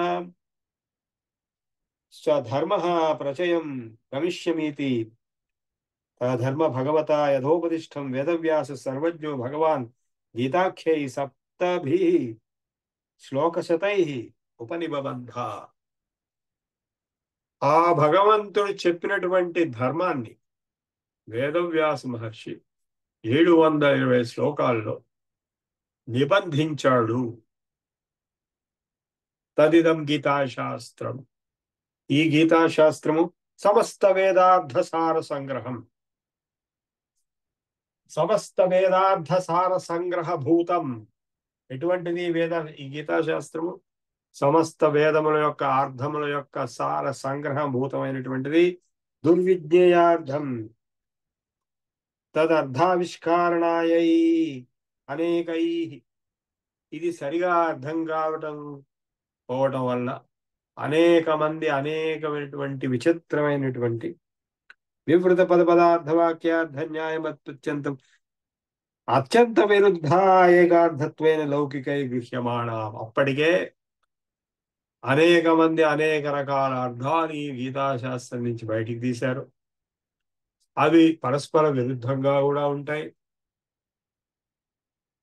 అహం అంటే నేను, అంటే ఆదిశంకరుల వారు వాటిని అన్నిటినీ చూసిన వాడినై గృహ్యమాణ ఉపలభ్య అహం వివేకత, నా వివేకంతో అర్థ నిర్ధారణార్థం సంక్షేపత వివరణం కరిష్యామి. సంక్షేపంగా ఆ గీతా శ్లోకాలకి నేను వివరణమిస్తాను, ఇవ్వబోతున్నాను అని వారు సెలవిచ్చారు. తస్యాస్య గీతాశాస్త్రస్య సంక్షేపత ప్రయోజనం సంక్షేపంగా ఈ గీతా శాస్త్రం యొక్క ప్రయోజనం ఏమిటి అంటే పరం నిశ్రేయసం, పరమ మోక్షము. నిశ్రేయసం అంటే అన్నిటికంటే గొప్ప శ్రేయస్సు అంటే మోక్షం. సహేతుకస్య సంసారస్య అంతో పరమ లయ, ఈ సంసారం లయం చేయడమే, క్షయం చేయడమే ఆ మోక్షం అంటే. తచ్చ సర్వకర్మ సన్యాస పూర్వక ఆత్మజ్ఞాన నిష్ఠారూప ధర్మ. అది ఎట్లా వస్తుందండి అంటే ధర్మాన్ని అనుష్ఠించడం వల్ల వస్తుంది. ఏ ధర్మాన్ని అనుష్ఠించడం వల్ల? సర్వకర్మ సన్యాస పూర్వక ఆత్మజ్ఞాన నిష్ఠారూపాత్ ధర్మాత్ భవతి. సర్వకర్మ సన్యాస రూపమైనటువంటి ఆత్మజ్ఞాన నిష్ఠారూపం అంటే అన్ని వదిలిపెట్టమని కాదు, అన్నీ చేస్తూ కూడా ఏమీ చేయకుండా సన్యాసిగా ఉండడం ఎలాగో అది కర్మయోగం అంటే. దాని సారాంశం చెప్పబోతారు, దాని రహస్యం. తదేవ ఇమమేవ గీతార్థం ధర్మముద్దిశ్య, ఈ గీతార్థాన్ని ఉద్దేశించి భగవతే ఉక్తం సహి ధర్మ సుపర్యాప్తో బ్రహ్మణ పదవేదనే ఇత్యానుగీత. అణుగీత అని ఇంకోటి ఉంది మహాభారతంలో. ఆఖరులో అర్జునుడికి మళ్ళా గుర్తు చేస్తాడు భగవంతుడు, నీకు ఇంతకుముందు గీత చెప్పాను అని చెప్పి ఒక అణుగీత అని ఒకటి ఉంది. అందులో కూడా అన్నాడు తత్రైవ చోక్తం నైవ ధర్మీనా చ అధర్మీనా చ శుభాశుభి. మహాభారతంలో యస్యాదే కాసవే లీన స్తూష్ణీం కించిత్ అచింతయన్ జ్ఞానం సన్యాస లక్షణం ఇది చ. ఇట్లా అనేకమైనటువంటి చోట్ల ఈ గీతార్థాన్ని మళ్ళా పునరుటంకించడం జరిగింది. ఇహాపిచాంతే ఉక్తం అర్జునాయ సర్వధర్మాన్ పరిత్యజ్య మామేకం శరణం వ్రజ ఇది అభ్యుదయార్థోపి వా యః ప్రవృత్తి లక్షణో ధర్మో వర్ణాశ్రమానాం చోద్దిశ్య విహితః. సర్వధర్మాన్ పరిత్యజ్య మామేకం శరణం వ్రజ అనేది కూడా వేరే బాధ్యతలను పక్కన పెట్టి నాకు శరణు పొందు, నన్ను శరణు పొందు. దేవాది స్థాన ప్రాప్తి హేతు కపిసన్ ఈశ్వరార్పణ బుద్ధి అనుష్ఠీయమాన సత్వశుద్ధయే భవతి ఫలాభిసంధివర్జిత. అన్ని ధర్మములు అంటే వదిలిపెట్టడం అంటే పూర్తిగా వదిలిపెట్టమని కాదు, అన్నీ చేస్తూ వాటి ఫలం మీద సంగం అంటే అటాచ్మెంట్ వదిలిపెట్టినప్పుడు, నాకు అర్పించినప్పుడు, కృష్ణార్పణం బ్రహ్మార్పణం అని నాకు అర్పించినప్పుడు అది నిశ్రేయస హేతు త్వమపి ప్రతిపద్యతే, అది మోక్షానికి కారణమవుతుంది. తథా చేం తమేవార్థం అభిసంధాయ వక్ష్యతి బ్రహ్మణ్యాధాయ కర్మాణి. బ్రహ్మమునియందు అన్ని కర్మల్ని ఆధారం చేసి యోగిన కర్మ కుర్వంతి సంగం త్యక్త్వా ఆత్మశుద్ధయే. యోగులు అన్ని కర్మల్ని సంగంను వదిలిపెట్టి ఆత్మశుద్ధి కోసం చేస్తారు. ఇమం ద్విప్రకారం ధర్మం నిశ్రేయస ప్రయోజనం. ఈ రెండు రకాల ధర్మం అంటే ప్రవృత్తి లక్షణము, నివృత్తి లక్షణము. నివృత్తి లక్షణం అంటే వైరాగ్యంతో మోక్షం కోసం ప్రయత్నం చేసుకునే వాళ్ళు సనక సనందనాదులు, వాళ్ళు గృహస్థులు కాదు, వారు బ్రహ్మచారులు. అదేమంటే వైరాగ్యులు, సన్యాసులు లాంటి వాళ్ళు. అది ప్రవృత్తి లక్షణ ధర్మం. ప్రజాపతులు, పెళ్లి చేసుకున్న వాళ్ళు, పిల్లల్ని కన్నవాళ్ళు, వాళ్ళు ప్రవృత్తి లక్షణం. పరమార్థతత్వంచ వాసుదేవాఖ్యం పరం బ్రహ్మాదిభేభూతం విశేషతో అభివ్యంజయత్.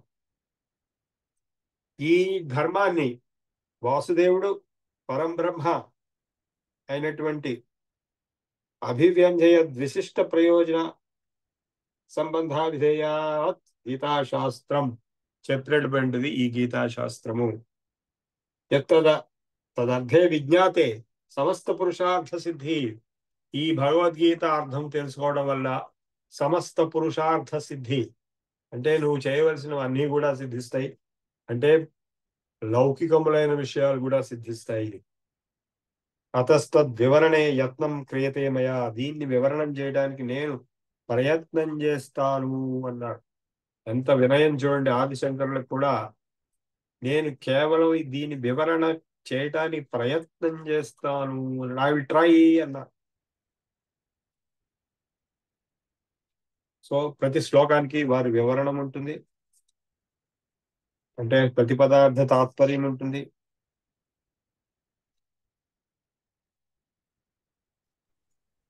ఇది ఉపోద్ఘాతం మటుకే. ఎంత టైం ఉందండి మనకి?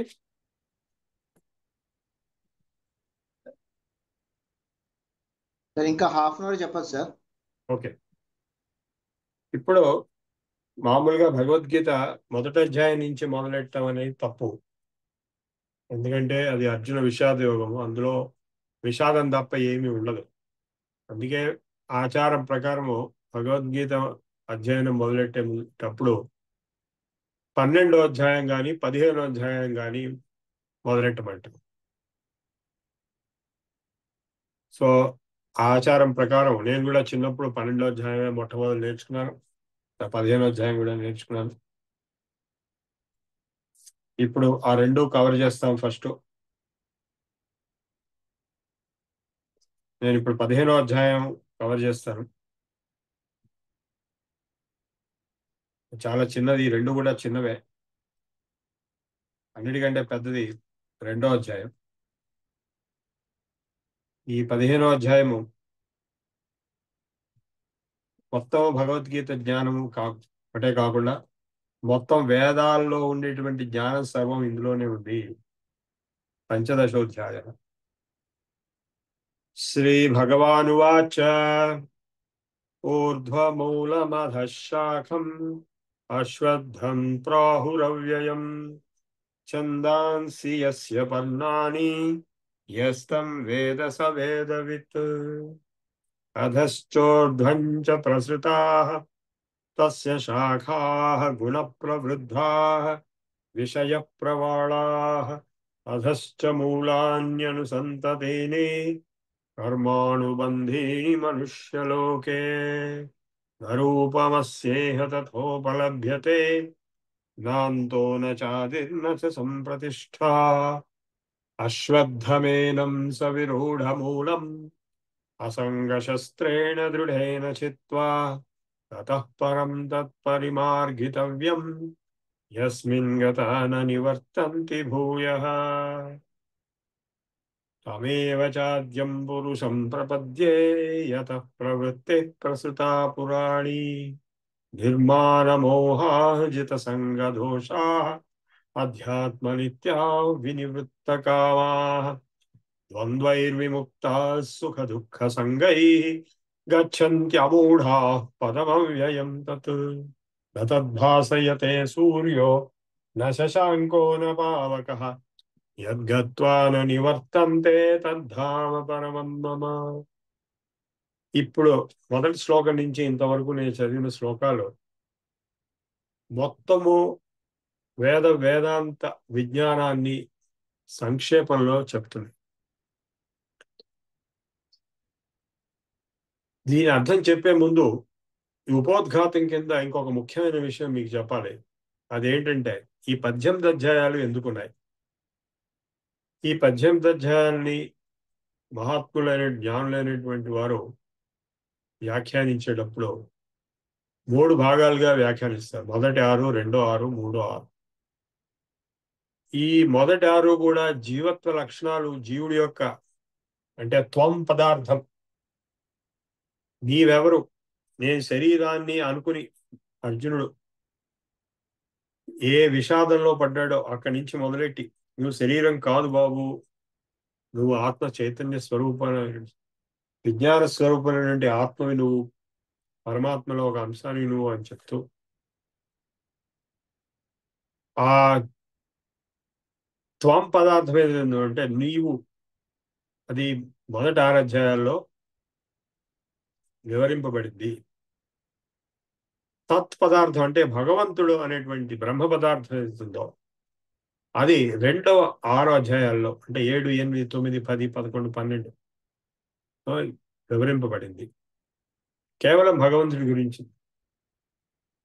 తర్వాత 13, 14, 15, 16, 17, 18లో ఆ భగవత్ తత్వము, నీ అనేటువంటి నీ తత్వము రెండు ఎలాగా కలిసిపోతాయో తత్వమసి, అసి అనేటువంటి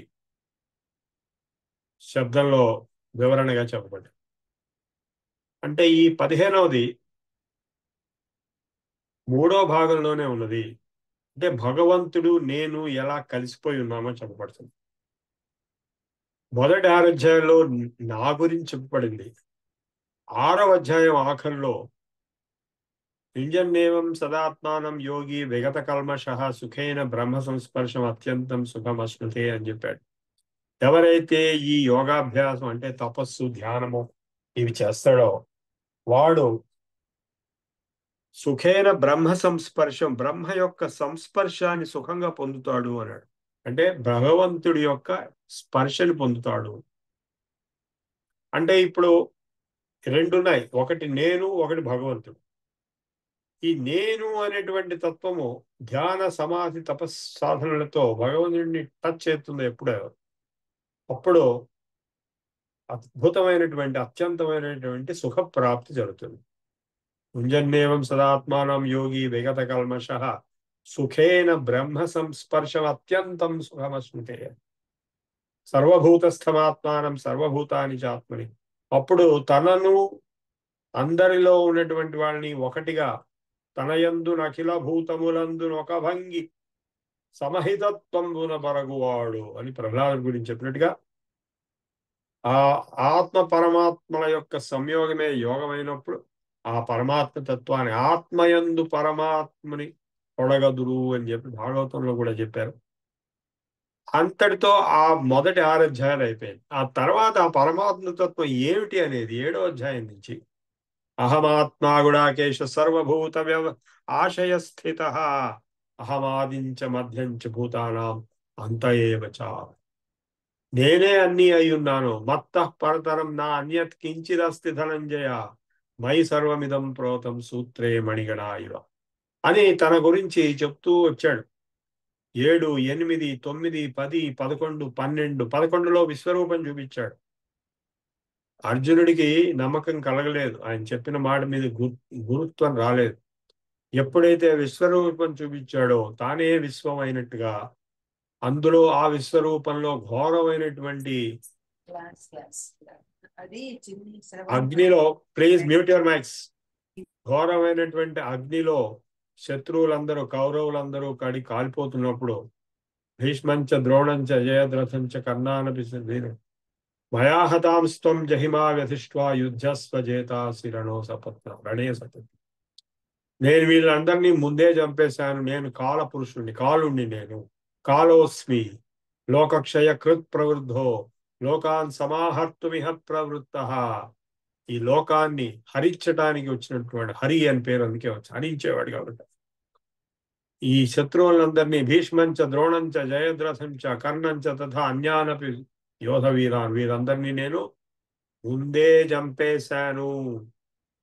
మయా హతాంస్త్వం జహిమా వ్యధిష్ఠ్వా యుద్ధస్వ జేతాసి రణే సపత్నాన్.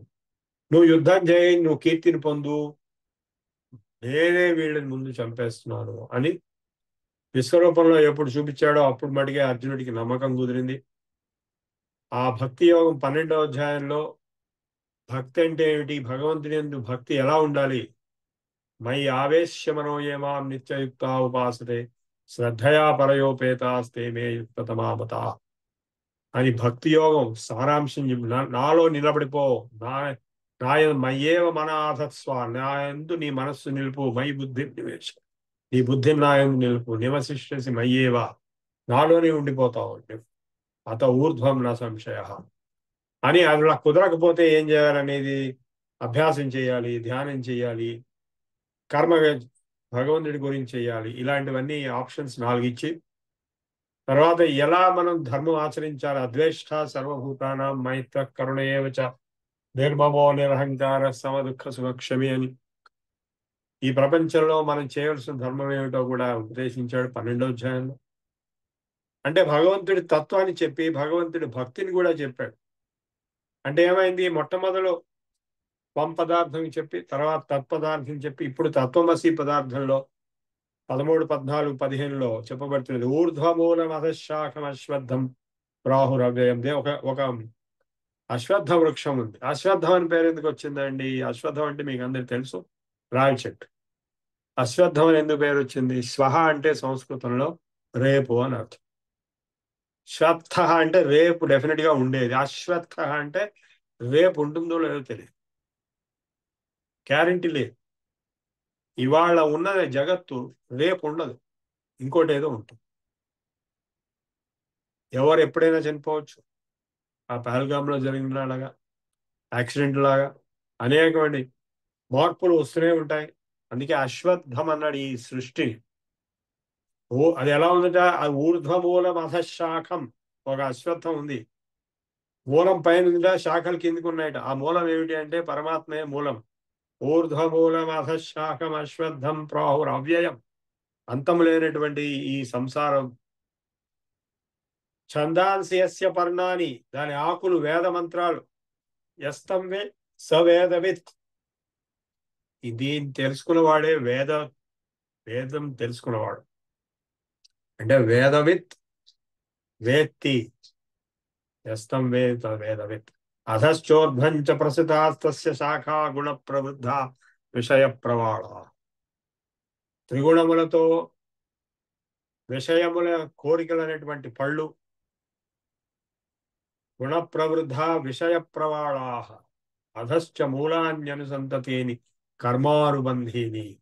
ఈ ఆకులు, కొమ్మలు ఇవన్నీ ఆ పెద్ద పెద్ద మూలానికి అతుక్కుని ఉన్నవి. మరి ఈ సంసార వృక్షం ఇదేమిటంటే ఈ జీవితం, ఈ సంసారం అనేటువంటి వృక్షము ఇట్లా చెప్పబడింది. దీన్ని మరి ఏం చేయాలి అంటే అశ్వత్థమేనం సవిరూఢమూలం అసంగ శస్త్రేణ దృఢేన చిత్వా. ఒక కత్తి తీసుకుని నరికేమన్నాడు. ఏమిటా కత్తి అంటే మామూలు కత్తి కాదు, అసంగము, డిటాచ్మెంట్, సంగం లేకుండా. అసంగ శస్త్రేణ దృఢేన చిత్వా తతఃపరం తత్ పరిమార్గితవ్యం. ఈ కొమ్మలు గిమ్మలని కొట్టిపారేసి, అంటే ఈ గుణాలు, ఈ విషయాలు అన్నిటినీ నరికిపారేసి అసంగం అనేటువంటి శస్త్రంతో ముందుకెళ్ళిపో, దాన్ని దాటి. అసంగ శస్త్రేణ దృఢేన చిత్వా తతఃపరం తత్ పరిమార్గితవ్యం. యస్మిన్ గత ననివర్తంతి భూయ. దాన్ని దాటుకుని వెళ్తే మళ్ళా వెనక్కు రావు. ఎవరు అలా వెళ్ళేది? నిర్మాణ మోహ జిత సంగ దోషా. సంగము లేనివారు, అభిమానం అంటే అహంకారం మమకారాలు లేనివారు. నిర్మాణ మోహాజిత సంగ దోష అధ్యాత్మ నిత్యా. నిత్యము అధ్యాత్మ స్థితిలో ఉండేవారు. వినివృత్త కామా, కోరికలన్నీ వెళ్ళిపోయిన వారు. ద్వంద్వైర్విముక్తా, ద్వంద్వములకి అతీతమైన వారు. సుఖ దుఃఖ సంగై గచ్చంతి అమూఢా, మూర్ఖులు కాని వాళ్ళు, మూఢులు కాని వాళ్ళు అంటే జ్ఞానులు వెళ్తారు. గచ్చంతి, ఆ పథంలో వెళ్తారు. గచ్చంతి అమూఢా పదం అవ్యయం తత్ న తద్భాసయతే సూర్యో న శశాంకో న పావ. ఆ పదంలో వెళ్ళిన తర్వాత సూర్యుడు, చంద్రుడు ఇవన్నీ ఏం కనపడవు. ఎల్లబ్ధ్వా న నివర్తంతే తద్ధామ పరమం మమ. దేనికి వెళ్ళిన తర్వాత నువ్వు మళ్ళా వెనక్కి రావో, ఆ పరంధామం నాది అన్నాడు.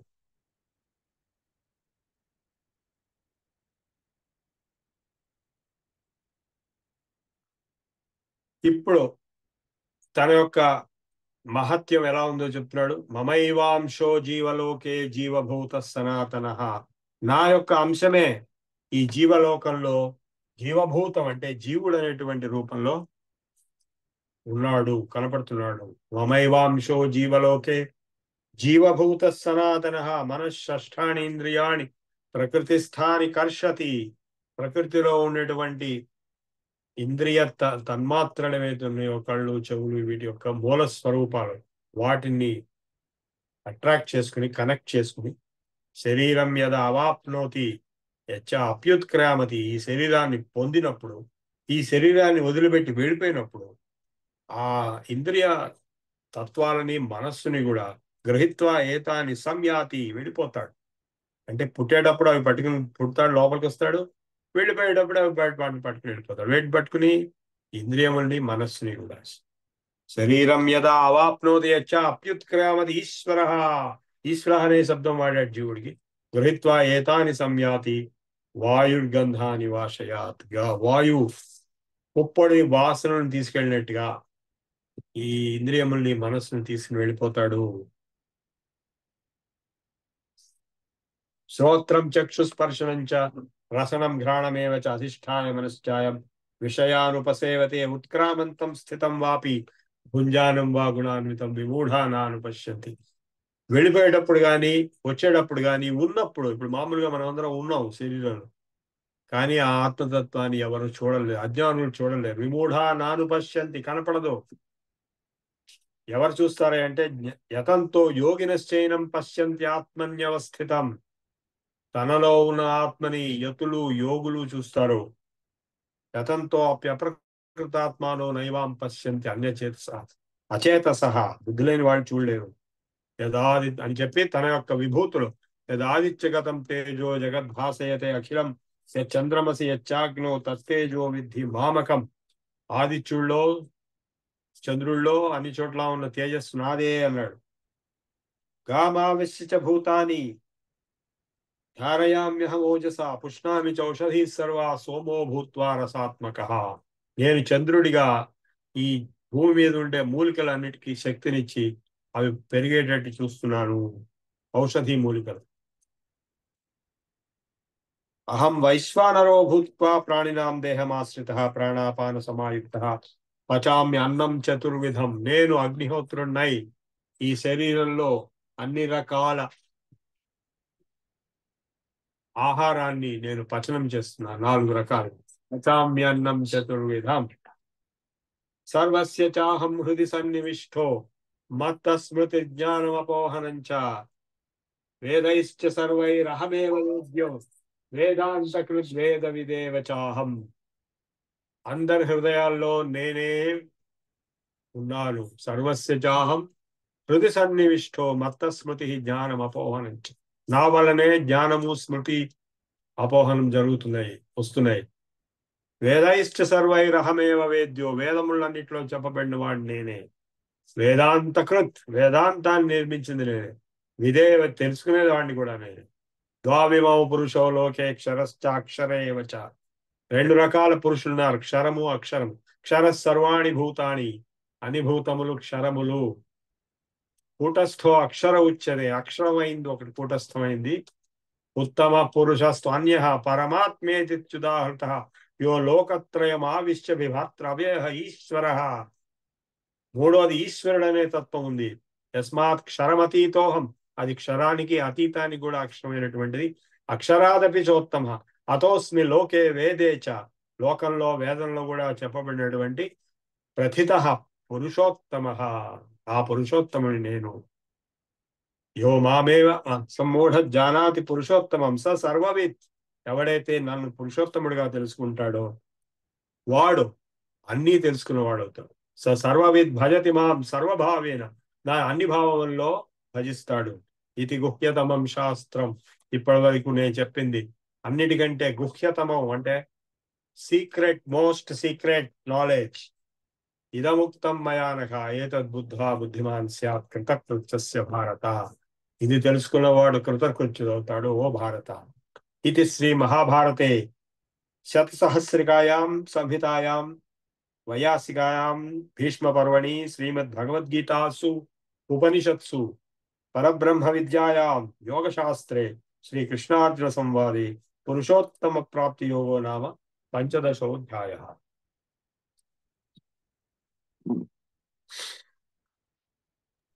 ఇప్పుడు మన ప్రశ్నోత్తరాలకి సమయం పెట్టాలి. ధన్యవాదాలు సార్. ప్రశ్న అడిగి ఎవరు కొంచెం హ్యాండ్ రైస్ చేసి తర్వాత అడగండి ఆర్డర్లో.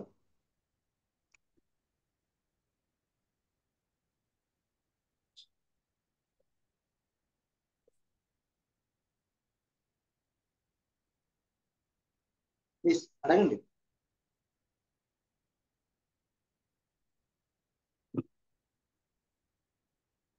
Maybe they don't want ask. అంత బాగా అర్థమైపోయింది అనమాట. బుడిపొడి సార్ అడగండి సార్. నమస్కారం సార్. నమస్కారం. సార్ 4 వర్ణాలు సృష్టించారు అని చెప్తారు కదా, అది పుట్టుకతో ఆ ముందుకెళ్తుంది అన్నది ఎక్కడైనా ఉందా భగవద్గీతలో? గుణకర్మ విభాగశః ఉంది. ఓకే. గుణములు అంటే సత్వరజస్తమ గుణాలు. కర్మ అంటే పట్టి పని అని కాదు, విసర్గ కర్మ సంహిత. అంటే ఇప్పుడు కర్మ సిద్ధాంతాన్ని ఒప్పుకోవాల్సి వస్తుంది. అంటే ఏ గుణంతో ఎవరు ఎటువంటి కర్మ చేశారో ఆ కర్మను బట్టి మళ్ళా జన్మ. అంటే బ్రాహ్మణుడు అంటే సత్వగుణ ప్రధానుడు బ్రాహ్మణుడు, రజోగుణ ప్రధానుడు క్షత్రియుడు, తమోగుణ ప్రధానుడు శూద్రుడు, మధ్యస్థంగా ఉండేది వైశ్యుడు. ప్రధానమే మటుకు కానీ మిగిలిన గుణాలు లేవని కాదు. బ్రాహ్మణుడికి తమోగుణం ఉంటుంది, నిద్ర వస్తుంది, రజోగుణం ఉంటుంది. క్షత్రుడికి సత్వగుణం ఉంటుంది, తమోగుణం ఉంటుంది. శూద్రుడికి సత్వగుణం ఉంటుంది, రజోగుణం ఉంటుంది. వైశ్యుడికి కూడా సత్వరజస్తమ గుణాలు ఉంటాయి. పోతే ప్రధానం ఏమిటి అనేది, ఎక్కువ ఏది ఉంది దాన్ని బట్టి బ్రాహ్మణత్వం, క్షత్రియత్వం, వైశ్యత్వం, శూద్రత్వం వస్తుంది. అది గుణకర్మ విభాగశ అన్నాడు. అంటే ఒక ఒక వ్యాఖ్యానం ప్రకారం నువ్వు పూర్వజన్మలో ఎటువంటి గుణాలతో ఎటువంటి కర్మలు చేసావో దాన్ని బట్టి ఈ జన్మలో నీకు అటువంటి జన్మ వచ్చింది అని చెప్పుకోవచ్చు. అంటే అది క్యాస్ట్ అనే ఒకటే కాదు, శూద్రుడైనా కూడా గొప్ప బ్రహ్మజ్ఞానులు ఉన్నారు. వీదురుడు శూద్రుడే కానీ మహాజ్ఞాని. వాల్మీకి కూడా బ్రాహ్మణుడు కాదు, కానీ వాల్మీకి రామాయణం రాస ఆదికవి. సో ఇది శూద్రుడా బ్రాహ్మడా అనేది ముఖ్యం కాదు. ఏ జ్ఞానం ఏ స్థితిలో ఉన్నాడు, ఏ స్థితిలో ఈ జీవితం సాగించాడు, ఎట్లా చనిపోయినాడు, మళ్ళా ఎటువంటి జన్మ వస్తుంది, అది ముఖ్యం. నెక్స్ట్. ధన్యవాదాలు సార్. నరేష్ గారు.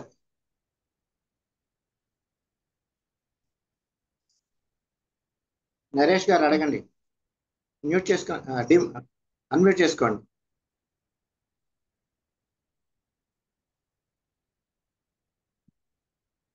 ఆడియో అన్మ్యూట్ చేయండి సార్. నరేష్ గారు అడగండి.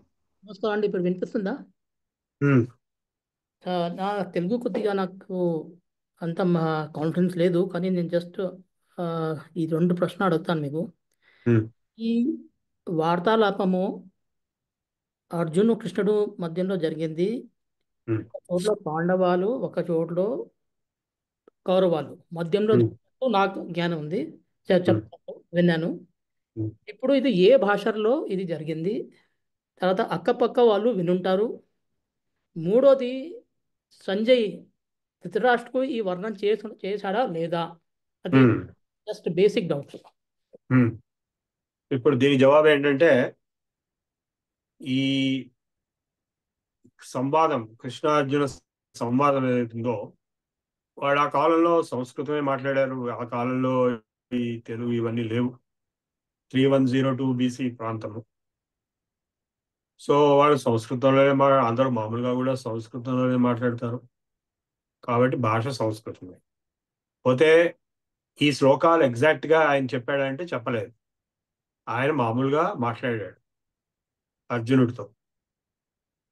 అది ఏం మాట్లాడాడు, ఏం చెప్పాడు అనేది తెలిసింది ఎవరెవరికంటే అర్జునుడికి తెలిసింది. అర్జునుడికి కూడా విశ్వరూపం కూడా కనపడింది. సంజయుడికి తెలిసింది, సంజయుడికి కూడా విశ్వరూపం కనపడింది. వ్యాస భగవానుడికి తెలుసు, ఎందుకంటే ఆయనే చూశాడు, తెలుసుకున్నాడు కాబట్టి రాయగలిగాడు. వ్యాసేన గ్రథితం, he recorded as shlokas in Sanskrit. Otherwise it is a conversation, about 20 minutes conversation. 20 minutes అందరూ వెయిట్ చేస్తారు, మొత్తం 2 వైపులా వెయిటింగ్ చేస్తారు. ఆ స్పాట్ కూడా ఉంది, ఇప్పుడు మీరు వెళ్ళి చూడొచ్చు కొంచెం. కానీ విశ్వరూపం ఎవరికి కనపడలేదు. సంజయుడు కనపడింది, అర్జునుడికి కనపడింది. అక్కడ ఉన్న వాడికి ఎవరికి ఏం వినపడలేదు, కనపడలేదు. ఎందుకంటే 2 బాగా దూరంగా ఉన్నాయి సైన్యాలు, మధ్యలో వచ్చి నిలబడ్డారు. సేనయోర్ ఉభయోర్ మధ్య స్థాపయిత్వా రథోత్తమం. ఓకే, ధన్యవాదండి.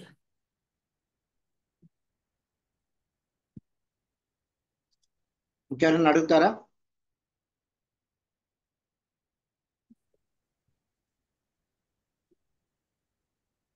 అంటే మామూలుగా నేను ఇంగ్లీష్లో భగవద్గీత చెప్తుంటాను. ఇంగ్లీష్లో ఏమవుతుందంటే ఇంగ్లీష్లోనే చెప్పాలి. తెలుగులో సంస్కృత శబ్దాలు కూడా ఉన్నాయి కాబట్టి ఇంకా ఎక్కువ లోతుగా చెప్పే అవకాశం తెలుగులోనే ఉంటుంది. నేను ఇప్పుడు తెలుగులో మొట్టమొదటిసారి చెప్తున్నాను. చాలా ఆనందంగా ఉంది నాకు. కానీ ఆ శబ్దాలకి అర్థం మీకు ఎప్పుడైతే అర్థం అవుతుందో అప్పుడే మీకు దానిలో ఉన్నటువంటి లోతు కానీ ఆనందం కానీ జ్ఞానం కానీ తెలుస్తుంది. కాబట్టి మీరు వీడియో మళ్ళా విని మళ్ళా భగవద్గీత, ఎందుకంటే ఇది చిన్నపిల్లలకు కాదు చెప్పేది. చిన్నపిల్లల కంటే భగవద్గీత ఊరికే శ్లోకాలు నేర్పించడం అవేం అర్థం కాదు వాళ్ళకి. కొన్ని శ్లోకాలు నేర్పించడం. పెద్దవాళ్ళు కాబట్టి ఇంతకుముందు అందరూ దాదాపు భగవద్గీత చదివే ఉన్నారు కాబట్టి భగవద్గీత గురించి తెలియనివాడు విననివాడు ఎవడు లేడు. అందరికీ తెలుసు. మొత్తం ప్రపంచంలో అన్నిటికంటే ఎక్కువ వ్యాఖ్యాన గ్రంథాలు ఉన్నది భగవద్గీత. 400 వ్యాఖ్యానాలు ఉన్నాయి. అందులో ఆది శంకరాచార్య వ్యాఖ్యానం కూడా. సో మీరు ఎంత లోతుగా స్టడీ చేస్తే అంత మీకు అందులోంచి జ్ఞానం వస్తుంది. ఇప్పుడు నేను 60 ఏళ్ల బట్టి దీన్ని స్టడీ చేస్తున్నాను. ఇప్పటికీ నాకు కొత్తగా తెలుస్తుంది. మీరు మళ్ళా వీడియో జాగ్రత్తగా విని మళ్ళీ ఏమన్నా క్వశ్చన్స్ ఉంటే కూడా అడగచ్చు. రేపు మనకి 2 ఉన్నాయి కదండి భగవద్గీత మీద సెషన్స్. అవునండి, సో ఈరోజు రేపు. రేపు 12వ అధ్యాయము ఇంకో కొన్ని వేరే అధ్యాయాలు చెప్తాను. చాలా క్లుప్తంగా చెప్పాల్సి వస్తుంది, 2 లెక్చర్స్ కాబట్టి. మామూలుగా అయితే ఇప్పుడు మొన్న ఇంగ్లీష్ కోర్సులో నేను ఒక 8-10 లెక్చర్స్ ఇచ్చాను. రోజుకి 2 చాప్టర్స్ కవర్ చేస్తాను. ఓకే, ఎనీబడి ఎల్స్ ఏమన్నా ఇంకెవరన్నా అడుగుతారా? Feel free to ask. నమస్తే గురుగారు, అనుపమ అండి నా పేరు. ఇది సబ్జెక్ట్ గురించి కాదు. మీరు ఇందాక చెప్పారు కదా, చిన్నపిల్లలకి అర్థం అంతా బోధించడం కష్టం, వాళ్ళు ఉట్టి శ్లోకాలు నేర్చుకుంటారు అని. ఇప్పుడు ఇంటి చుట్టుపక్కల పిల్లలకి భగవద్గీత నేర్పిస్తే వాళ్ళు ఎందుకు నేర్చుకోవాలి అన్నది వాళ్ళకి కానీ వాళ్ళ తల్లిదండ్రులకు కానీ ఏ విధంగా మనం చెప్పచ్చు? అంటే ఇప్పుడు మామూలుగా చాలా మంది పిల్లల్ని చాలా మంది పిల్లలు నేర్చుకుంటుంటారు. 12వ అధ్యాయం నేను కూడా నా 8 ఏళ్ల వయసులో ముందు నేర్చుకున్న 12వ అధ్యాయం నేర్చుకుంటారు. పోటీలు కూడా ఉంటాయి. దానికి ముఖ్య కారణం ఏం చెప్పాలంటే చిన్నప్పుడు నేర్చుకుంటేనే వస్తుంది. ఇప్పుడు నేను మీకు ఉపన్యాసం ఇస్తున్నానంటే నాకు చిన్నప్పుడు కంఠస్థం అయింది కాబట్టి ఇప్పుడు చెప్పగలుగుతున్నాను. పెద్దవాళ్ళు అయిన తర్వాత అది నేర్చుకుంటే రాదు. చిన్నప్పుడు నేర్చుకుంటేనే వస్తుంది. అర్థం తెలియకపోయినా కూడా చిన్నప్పుడు నేర్చుకుంటేనే వస్తుంది కాబట్టి చిన్నప్పుడే నేర్చుకోవాలి. నంబర్ 1. నంబర్ 2, అర్థం కూడా తెలియాలంటే సంస్కృతం నేర్చుకోవాలి. చిన్నప్పుడు కానీ పెద్దప్పుడు ఎప్పుడు సంస్కృతం వస్తుందో అప్పుడు అర్థం తెలుస్తుంది.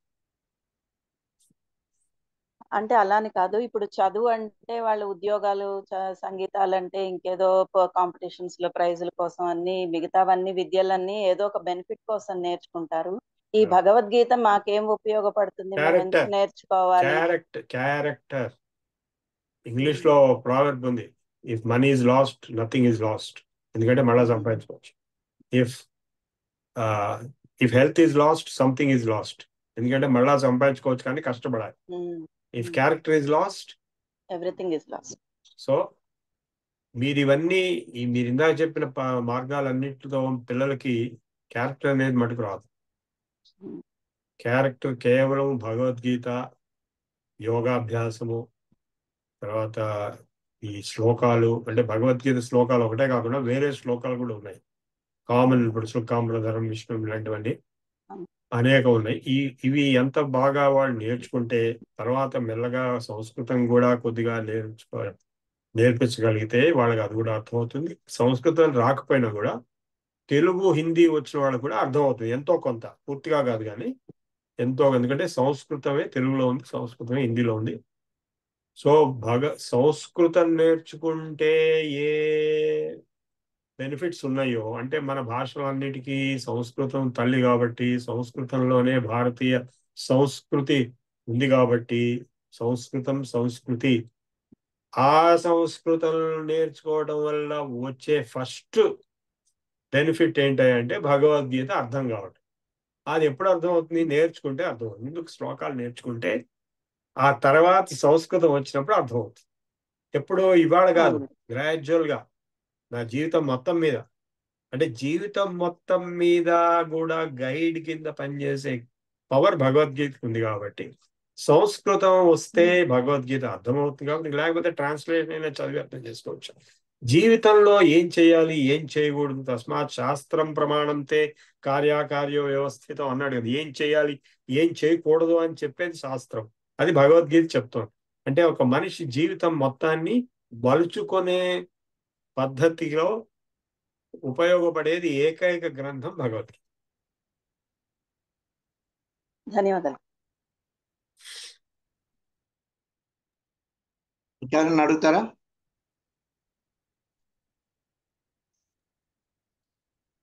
సరే, ధన్యవాదాలు సార్ మా అందరి తరఫున భగవద్గీత విశేషాలు చెప్పినందుకు. Nageswararao speaking sir. చెప్పండి సార్ నమస్కారం అండి. చెప్పండి. నమస్కారం సార్, ఒక చిన్న సందేహం అండి. వ్యాసుడు భీష్మ పర్వంలో అందించిన ఈ ఈ భగవద్గీత గురించి చెప్పారు. ప్రత్యేకించి ఫర్దర్ గా శంకరాచార్యులు వారు అందించిన దానికి వీటికి ఏమిటి వ్యత్యాసమా, లేకపోతే డీప్ గా వెళ్ళిపోయారా ఆయన చెప్పారా? ఆయన ఎక్స్ప్లెనేషన్ చేస్తున్నా అన్నాడు.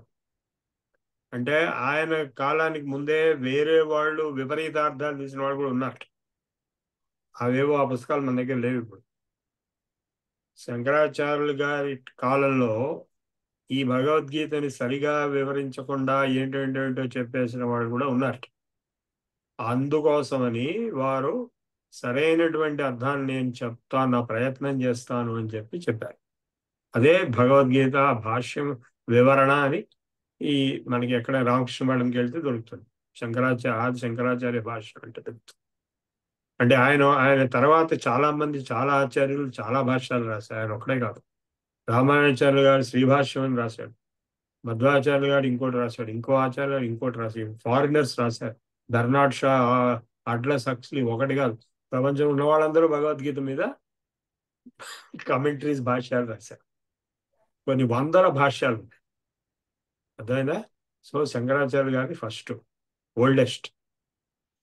సార్ సార్ సార్ సార్ ఒక చిన్న, మిమ్మల్ని నేను పరీక్ష పెట్టేవని కాదు, నాకున్న సందిగ్ధమైన ఇదేమిటంటే, ఇప్పటికీ భగవద్గీత వచ్చి ఎంతకాలం అయిందో సుమారుగా 5,000 సంవత్సరాలు పైగా మనకి తెలిసింది. దాని మీద విపరీతమైన వ్యాఖ్యానాలు మీ అంతటి విద్వత్రేణ్యులు ఎంతో అర్థం చెప్పారు. అయినా సమాజంలో అశాంతి, వీటికి కారణం ఏంటి? అది అర్థం కాకనా? ఎందుకంటే ఆ రోజే తెలిసిపోయింది. ఇంత వివరంగా విశ్వరూపం చూపెట్టి బోధపరిచిన మీ అందరం ఈ సమాజానికి అశాంతి గురవడానికి కారణం ఏంటి సార్? అది మంచి ప్రశ్న. ఇప్పుడు ఇది కలియుగం కదండి. కలియుగంలో 75% అధర్మం ఉంటుంది. అది యుగ ధర్మం. కలికాలం అంటాం చూసారా, ఏం పోయే కలికాలం రా అని చెప్పి అంటున్నారు చూసారా. సో ఈ కలికాలంలో అధర్మం 73/4 అధర్మం ఉంటుంది. అందువల్ల మీరు చెప్పేటువంటి విపత్కర పరిస్థితులు, ఉత్పాదకర పరిస్థితులు ప్రతిరోజు ఉంటాయి. ఈ 25% ధర్మం ఏదైతే ఉంటుందో అది ఉన్నది కాబట్టే ఈ మాత్రం మనకి పూట గడుస్తున్నది. సో ఆ ధర్మాన్ని ప్రవర్ధింప చేయడానికి, బలపరచడం కోసమే మనం ప్రయత్నం అంతా. మేము ఈ కోర్సు పెట్టింది కూడా అందుకోసమే. ఎవరు భగవద్గీత చెప్పినా అందుకోసమే చెప్తున్నారు. భగవద్గీత ఒకటే కాదు, ఇంకా వేరే కూడా, భాగవతం కూడా ఉంది. అదేమంటే ఇతర మత గ్రంథాలు కూడా ఉన్నాయి. గురు గ్రంథ సాహిబ్ ఉంది. సో ఎవరు చెప్పినా ధర్మం గురించి చెప్తారు. భగవద్గీతలో చాలా ఎఫెక్టివ్గా, ఎఫిషియెంట్గా, కూలంకషంగా అన్ని వేదాలు, వేల పుస్తకాల్లో ఉండేటువంటిది మొత్తం కలిపి చిన్న భగవద్గీత ఇంతే చిన్న పుస్తకంలో వారు పొందుపరి చెప్పారు. ఇప్పుడు ఈ చిన్న పుస్తకం మావిడ మొదట్లో పెళ్లి చేసినప్పుడు ఏంటి ఇంత చిన్న పుస్తకం, ఆమెకు అర్థం కాలేదు భగవద్గీత అంటే ఏమిటో.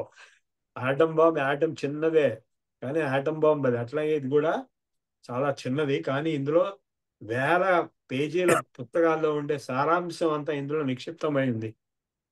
సో అది మనం ఎంత బాగా దాన్ని అర్థం చేసుకుని దాన్ని ఆచరణలో పెడితే అంత ఆనందం. నా జీవితంలోనే నేను ఎన్నో విపరీతమైన విపత్కరమైనటువంటి భయంకరమైన పరిస్థితులను ఎదుర్కొని కూడా ఈ భగవద్గీత జ్ఞానం వల్లనే నిలబడగలిగాను, బతికి బట్టగలిగాను. ఈ రోజు మీకు భగవద్గీత చెప్పగలుగుతున్నాను. అంత పవర్ ఉంది దీనికి. సో దీన్ని అర్థం చేసుకుని దీన్ని ఆచరణలో పెడితే మీకు సమస్యలు రావు. కానీ ఎవడు చదవడు, ఎవడికి అర్థం కాదు, అర్థమైనా ఆచరణలో పెట్టే ప్రసక్తి లేదు. అవునా కదా? ధన్యవాదాలండి సాయిరామ్, ధన్యవాదాలు. నమస్కారం అండి. చెప్పు. నమస్కారం అండి. మీరు చాలా బాగా అర్థమైంది. ఇప్పుడు ఒక్క మాట, ఈ ఆచరణలో పెట్టడం అన్నారు కదా, ఒక ఎగ్జాంపుల్ చెప్పగలరా? మా life, day to day life లో. ఇప్పుడు ఆయన పెద్ద లిస్టే ఇచ్చాడు. ఏం ఆచరణలో ఏం చేయకూడదు, ఏం చేయాలి. అద్వేష్ట సర్వభూతానాం 12వ అధ్యాయం రేపు చెప్తాను. అందరినీ ప్రేమిస్తూ ఎవరిని ద్వేషించకుండా, మైత్ర ఫ్రెండ్షిప్, కరుణ, దయ ఉంచుకుని, అద్వేష్ట సర్వభూతానాం మైత్ర కరుణ ఏవచ, నిర్మమో నిరహంకార, అహంకారం లేకుండా, మమకారం లేకుండా, నిర్మమో నిరహంకార, సమ దుఃఖ సుఖ క్షమి, సమానత్వంతో సుఖ దుఃఖాలను రెండింటిను కూడా సహిస్తూ, ఇలాంటివన్నీ చెప్పాడు. రేపు చెప్తాను మీకు ధర్మం అంటే ఏం చేయాలి జీవితంలో అనేది. ఇలాంటివి 16వ అధ్యాయంలో చెప్పాడు, 12వ అధ్యాయంలో చెప్పాడు, అన్ని అధ్యాయాలు చెప్తూనే ఉన్నాడు. అర్థమైందండి? ఎంత మంచిగా ఎవరిని ఏం అనకుండా మంచిగా ఉన్నా గానీ కమ్యూనికేషన్ గ్యాప్ అనేది, మిస్కమ్యూనికేషన్ జరగటం, అది ఇట్లాంటివి ఎవరు ఏ ధర్మం చేయాలో వాళ్ళ చేయాలి. ఇప్పుడు పోలీస్ వాళ్ళు, మిలిటరీ వాళ్ళు ఉన్నారు, వాళ్ళ ధర్మం వేరు, మన ధర్మం. మన పోలీస్ మిలిటరీ కాదు. ఇప్పుడు మిలిటరీ ఫర్ ఎగ్జాంపుల్ క్షత్రియ ధర్మం ఉందండి. క్షత్రియ ధర్మం అర్జునుడు మిలిటరీ వాడు, అక్కడ యుద్ధంలో వెళ్ళి ఇదంతా మాట్లాడుతున్నాడు. మనం రోజు యుద్ధాలు చేయట్లేదు కదా, మనం మామూలుగా ఇంట్లో ఉంటున్నాము, మనం సివిలియన్స్. సో మన ధర్మం మనకు ఉంటుంది. ధర్మం అంటే ఏంటో ముందు తెలుసుకోవాలి. ఇదంతా ధర్మశాస్త్రం. ఇందాక ప్రవృత్తి లక్షణ ధర్మం, నివృత్తి లక్షణ ధర్మం అని చెప్పాను చూసారా? 2 రకాల ధర్మాలని, ఒకటి మోక్ష మార్గం చూపించేది, రెండోది ఈ సమాజంలో ఎలా బతకాలో చెప్పేది. అదే ప్రవృత్తి లక్షణ ధర్మం. అంటే సత్యం వద, నిజం చెప్పు, ధర్మంచర, ధర్మానుచరించు, స్వాధ్యాయ మా ప్రమద, ఎప్పుడు నేర్చుకోవటం ఆపద్దు, స్వాధ్యాయ ప్రవచనాభ్యాం మా ప్రమదితవ్యం. నేర్చుకోవడం, నేర్పించడం రెండు ఆపకూడదు. నేను ఎందుకు చెప్తున్నాను? ఇది నేర్పించాలి, అది నా ధర్మం. చెప్పాలి, టీచర్కి చెప్పాల్సిన ధర్మం ఉంది, స్టూడెంట్కి నేర్చుకోవాల్సిన ధర్మం. క్షత్రియుడికి యుద్ధం చేయాల్సిన ధర్మం ఉంది, ధనం ఉన్న వాడికి దానం చేయాల్సిన ధర్మం ఉంది, కొడుక్కి తల్లిదండ్రులను సేవించాల్సిన ధర్మం ఉంది, తల్లిదండ్రులు కొడుకుని రక్షించాల్సిన ధర్మం ఉంది, కూతుళ్ళని గారు. సో ఈ ధర్మాలు, సామాన్య ధర్మాలు, విశేష ధర్మాలు 2 రకాలు. ఇవన్నీ ఇందాక చెప్పినవన్నీ విశేష ధర్మాలు. ఇవి కాక సామాన్య ధర్మాలు ఉంటాయి. అంటే అబద్ధం చెప్పకూడదు, ఎవరిని బాధ పెట్టకూడదు, దొంగతనం చేయకూడదు, ఇవే సత్యం, అహింస, బ్రహ్మచర్యం, అస్తేయం, అపరిగ్రహం, ఇవన్నీ కూడా 16వ అధ్యాయంలో 26 దైవీ సంపత్తులు ఇచ్చాడు. 16వ అధ్యాయం చూస్తే మీకు ఏవి మంచి లక్షణాలు, ఏవి చెడ్డ లక్షణాలు కనపడతాయి. అవి నువ్వు ఆచరణలో పెట్టమంటే అవన్నీ నువ్వు ఆచరించాలి. అందులో ఆనెస్టీ కూడా ఉంది. ఆర్జవం అంటారు సంస్కృతంలో. ఆనెస్ట్ గా ఉంటావు. సో ఇట్లా ఈ ఏం చేయాలి జీవితంలో, ఏం చేయకూడదు, అది కూడా క్లియర్ గా చెప్పారు. ప్రతి అధ్యాయంలో చెప్పారు. ముఖ్యంగా 12వ అధ్యాయంలో, 16వ అధ్యాయంలో. సో ముందు అసలు ఫస్ట్ అర్జునుడికి చెప్పి నీ ధర్మం నువ్వు చేయరా అన్నాడు. తర్వాత మాట్లాడదాం. నీ ధర్మం నువ్వు చెయ్యి, స్వధర్మే నిధనం శ్రేయ. నీ ధర్మం నువ్వు చేస్తూ నువ్వు చనిపోయినా తప్పులేదు. సో ధర్మాన్ని వదిలేసి ధర్మభ్రష్టులు అవుతే మనకి జరిగేది అధర్మం పెరిగిపోవడం వల్లనే అన్ని సమస్యలు ఉత్పన్నమవుతాయి. ఇందాక ఆయన అడిగాడు, ఈ ప్రపంచంలో ఇన్ని సమస్యలు ఎందుకున్నాయంటే అధర్మం వల్ల ఉన్నాయి. అధర్మం వల్లనే అన్ని సమస్యలు పెరిగి పెంపొంది మొత్తం మింగేస్తాయి. కనుక అధర్మాన్ని తగ్గించి ధర్మాన్ని, అధర్మక నాశో ధర్మక జయహో, ధర్మం అంటే ఏమిటో ముందు తెలుసుకుని దాని ఆచరణలో పెట్టగలగాలి. అందుకోసమే ఈ ధర్మాన్ని చెప్పడం కోసమే భగవంతుడు భగవద్గీత చెప్పాడు. సర్వవేద సారాంశం. అవన్నీ చదివితే ఎన్ని జన్మలైనా సరిపోదు. ఇది చిన్న పుస్తకం. సో రోజు ఎవరైతే చదువుతారో, దాని అర్థం తెలుసుకుంటారో, ఇందాక నేను గీతా మహత్యం చెప్పాను, ఎవరైతే ఒక్క శ్లోకమైనా సరే, దాని అర్థమైనా సరే, ఒక పాదమైనా సరే, దాని అర్థమైనా సరే, నిత్యము భక్త్యా యో పఠతి, వాడు మోక్షాన్ని పొందుతాడు అన్నాడు. సర్వశాస్త్రమయీ గీత. అన్ని శాస్త్రముల్లో ఉన్న విషయాలు ఇందులో పొందింపబడి ఉన్నాయి. They are embedded in this. అది అక్కడ విశేషం. మీరు ఏవైతే ఎన్ని సంవత్సరాలు జీవితాలు చదివితే ఏమైనా నేర్చుకుంటారో అవి ఇందులో రెడీమేడ్గా మీకోసం క్యాప్సూల్ ఫామ్లో పెట్టాడు. కనుక ఇవి ముందు తెలుసుకోవడం, దాన్ని పాటించడం. కోపం ఎట్లా వస్తుంది, కోపం వల్ల ఏం జరుగుతుంది, క్రోధాద్భవతి సమ్మోహ, సమ్మోహా స్మృతి విభ్రమ, స్మృతి భ్రంశాత్ బుద్ధినాశ, బుద్ధినాశాత్ ప్రణశ్యతి. ఈ సీక్వెన్స్ అంతా చెప్పాడు 2వ అధ్యాయంలో. సో గీతార్థం ధ్యాయతే నిత్యం కృత్వా కర్మాణి భూరిష. జీవన్ గీతా అర్థాన్ని ఎప్పుడు మనస్సులో ధ్యానం చేసుకుంటూ తద్వారా ఆచరణలో పెడుతూ ఎవడైతే ఉంటాడో వాడు ఈ ప్రపంచంలో ఈ సంసారం నుంచి ముక్తి పొందుతాడు, అంటే ఫ్రీడమ్ పొందుతాడు. లేకపోతే నరకం అనుభవిస్తుంటాడు. తర్వాత ఇంకోటి త్రివిధం ద్వారం నరకస్య. నరకానికి మూడు ద్వారాలు ఉన్నాయి. ఏమిటవి? కామం, క్రోధం, లోభం. తస్మాదేత త్రయం త్యజే. కామక్రోధ లోభాలు ఈ 3 వదిలిపెట్టు. ఇలాంటివే ఉంటాయి. మొత్తం భగవద్గీత అంతా ఇదే. ఓకే సార్, ఒక గురుగారు చిన్న డౌట్ అండి. కోర్స్ టైం అయిపోతుంది. ఇప్పుడు 18 అధ్యాయాలు కదండి. 18 అధ్యాయాలు ఏ రకంగా సీక్వెన్స్ చేస్తారు? ఎందుకంటే ఇప్పుడు చెప్పినప్పుడు, కృష్ణుడు చెప్పినప్పుడు ఆయన కేటగరైజ్ చేస్తున్నాడు. వ్యాసుడు గారు రాసేప్పుడు, వ్యాసుడే రాశాడు. సో వ్యాసుడు రాసినప్పుడు అంటే ఏ ప్రాతిపదికన 18 అధ్యాయాలు పెట్టాడు? అంటే 18 సిగ్నిఫికెన్స్ ఏంటి, ఏ ప్రాతిపదికన? అలానే మీరు అన్నట్టు చివరిలో స్టార్టింగ్ లో విషాద యోగం వచ్చి అలా ఎందుకు సీక్వెన్స్ వచ్చింది అనేది డౌట్ అండి. ఏం లేదు, అది మీ విషాదం ఎందుకు వచ్చిందో మీకు తెలుసు. అది నార్మల్. అది అక్కడే మొదలైంది కదా. నేను యుద్ధం చేయను అని చెప్పి నేల మీద పడిపోతాడు ఏడుస్తూ. తెలుసు కదా మీకు, అదే విషాదం. అవునండి. లాస్ట్ లో ఏం చేశాడు? నీవు చెప్పినట్టు చేస్తాను, కరిష్యే వచనం తవా. లాస్ట్ లో తనంతట తాను లేచి నువ్వు చెప్పినట్టు చేస్తాను అని లేచాడు. అప్పుడు కూడా ఆఖరి మినిట్ లో కూడా శ్రీకృష్ణుడు ఇలా చెయ్యి అని గట్టిగా చెప్పలేదు. నేను చెప్పేది చెప్పాను, తర్వాత నీ ఇష్టం అన్నాడు. అప్పుడు ఆయన లేచి నేను చేస్తాను యుద్ధం అని చేశాడు. సో అది ప్రయోజనం. ఈ మొత్తం భగవద్గీత ఉపదేశం యొక్క ప్రయోజనం నెరవేరింది. కానీ తద్వారా దీన్ని గ్రంథితం చేసి గ్రంథ రూపంలో మహాభారతంలో పెట్టడం వల్ల వ్యాసుల వారు ఈ జ్ఞానాన్ని మొత్తం ప్రపంచానికి తీసుకొచ్చారు. ఆయన్ని కన్విన్స్ చేయడానికి చెప్పినటువంటి అనేక విషయాలు, అనేక వేద శాస్త్రాల్లో నుంచి ముఖ్యమైన సారాంశమైనటువంటి విషయాలు ఇందులో ఉన్నాయి. కాబట్టి మనం కూడా అంత పెద్ద క్రైసిస్లో మనం ఉన్నా లేకపోయినా మనకుంటే చిన్న చిన్న క్రైసిస్లు మనకు ఉంటాయి కదా.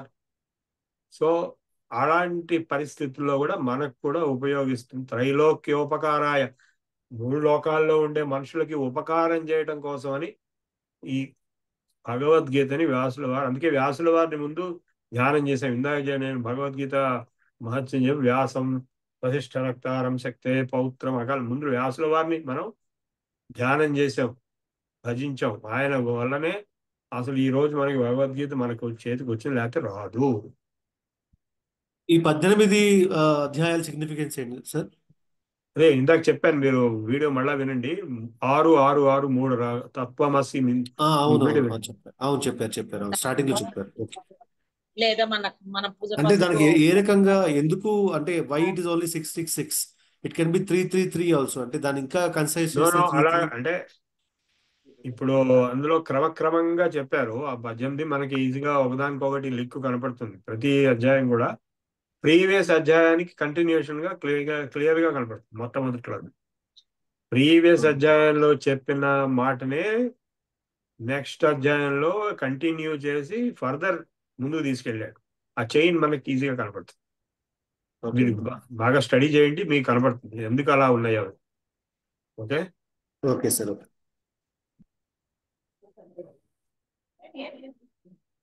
రుచిరత గారు అని అడుగుతున్నారా? లేకపోతే క్లోజ్ చేద్దాం.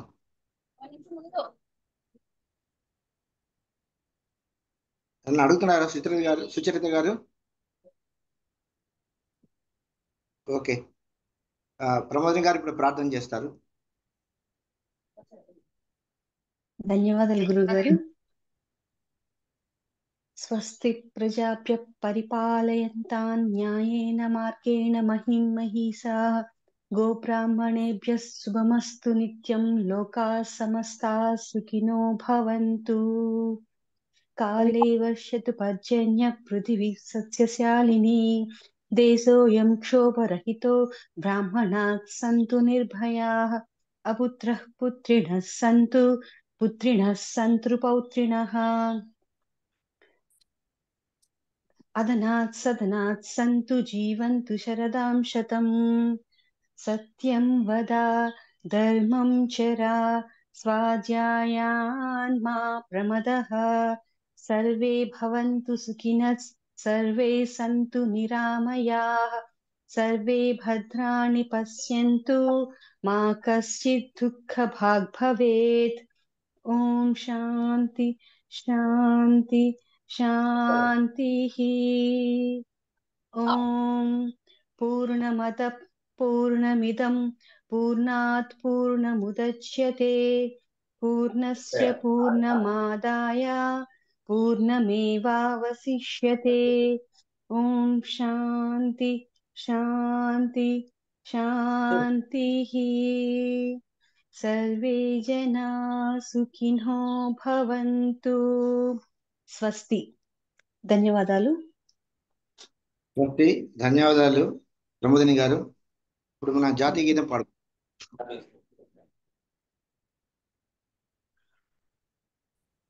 जनगणमन अधिनायक जय हे भारत भाग्य विधाता पंजाब सिंधु गुजरात मराठा द्राविड उत्कल वंगा विंध्य हिमाचल यमुना गंगा उच्चल जलधि तरंगा तव शुभ नामे जागे तव शुभ आशीष मांगे गाहे तव जय गाथा जनगण मंगलदायक जय हे भारत भाग्य विधाता जय हे जय हे जय हे जय जय जय जय हे. जय हिंद. ఓకే, ధన్యవాదాలు ప్రభు గారు. సెలవు తీసుకుంటాము. ధన్యవాదాలు గురువు గారు.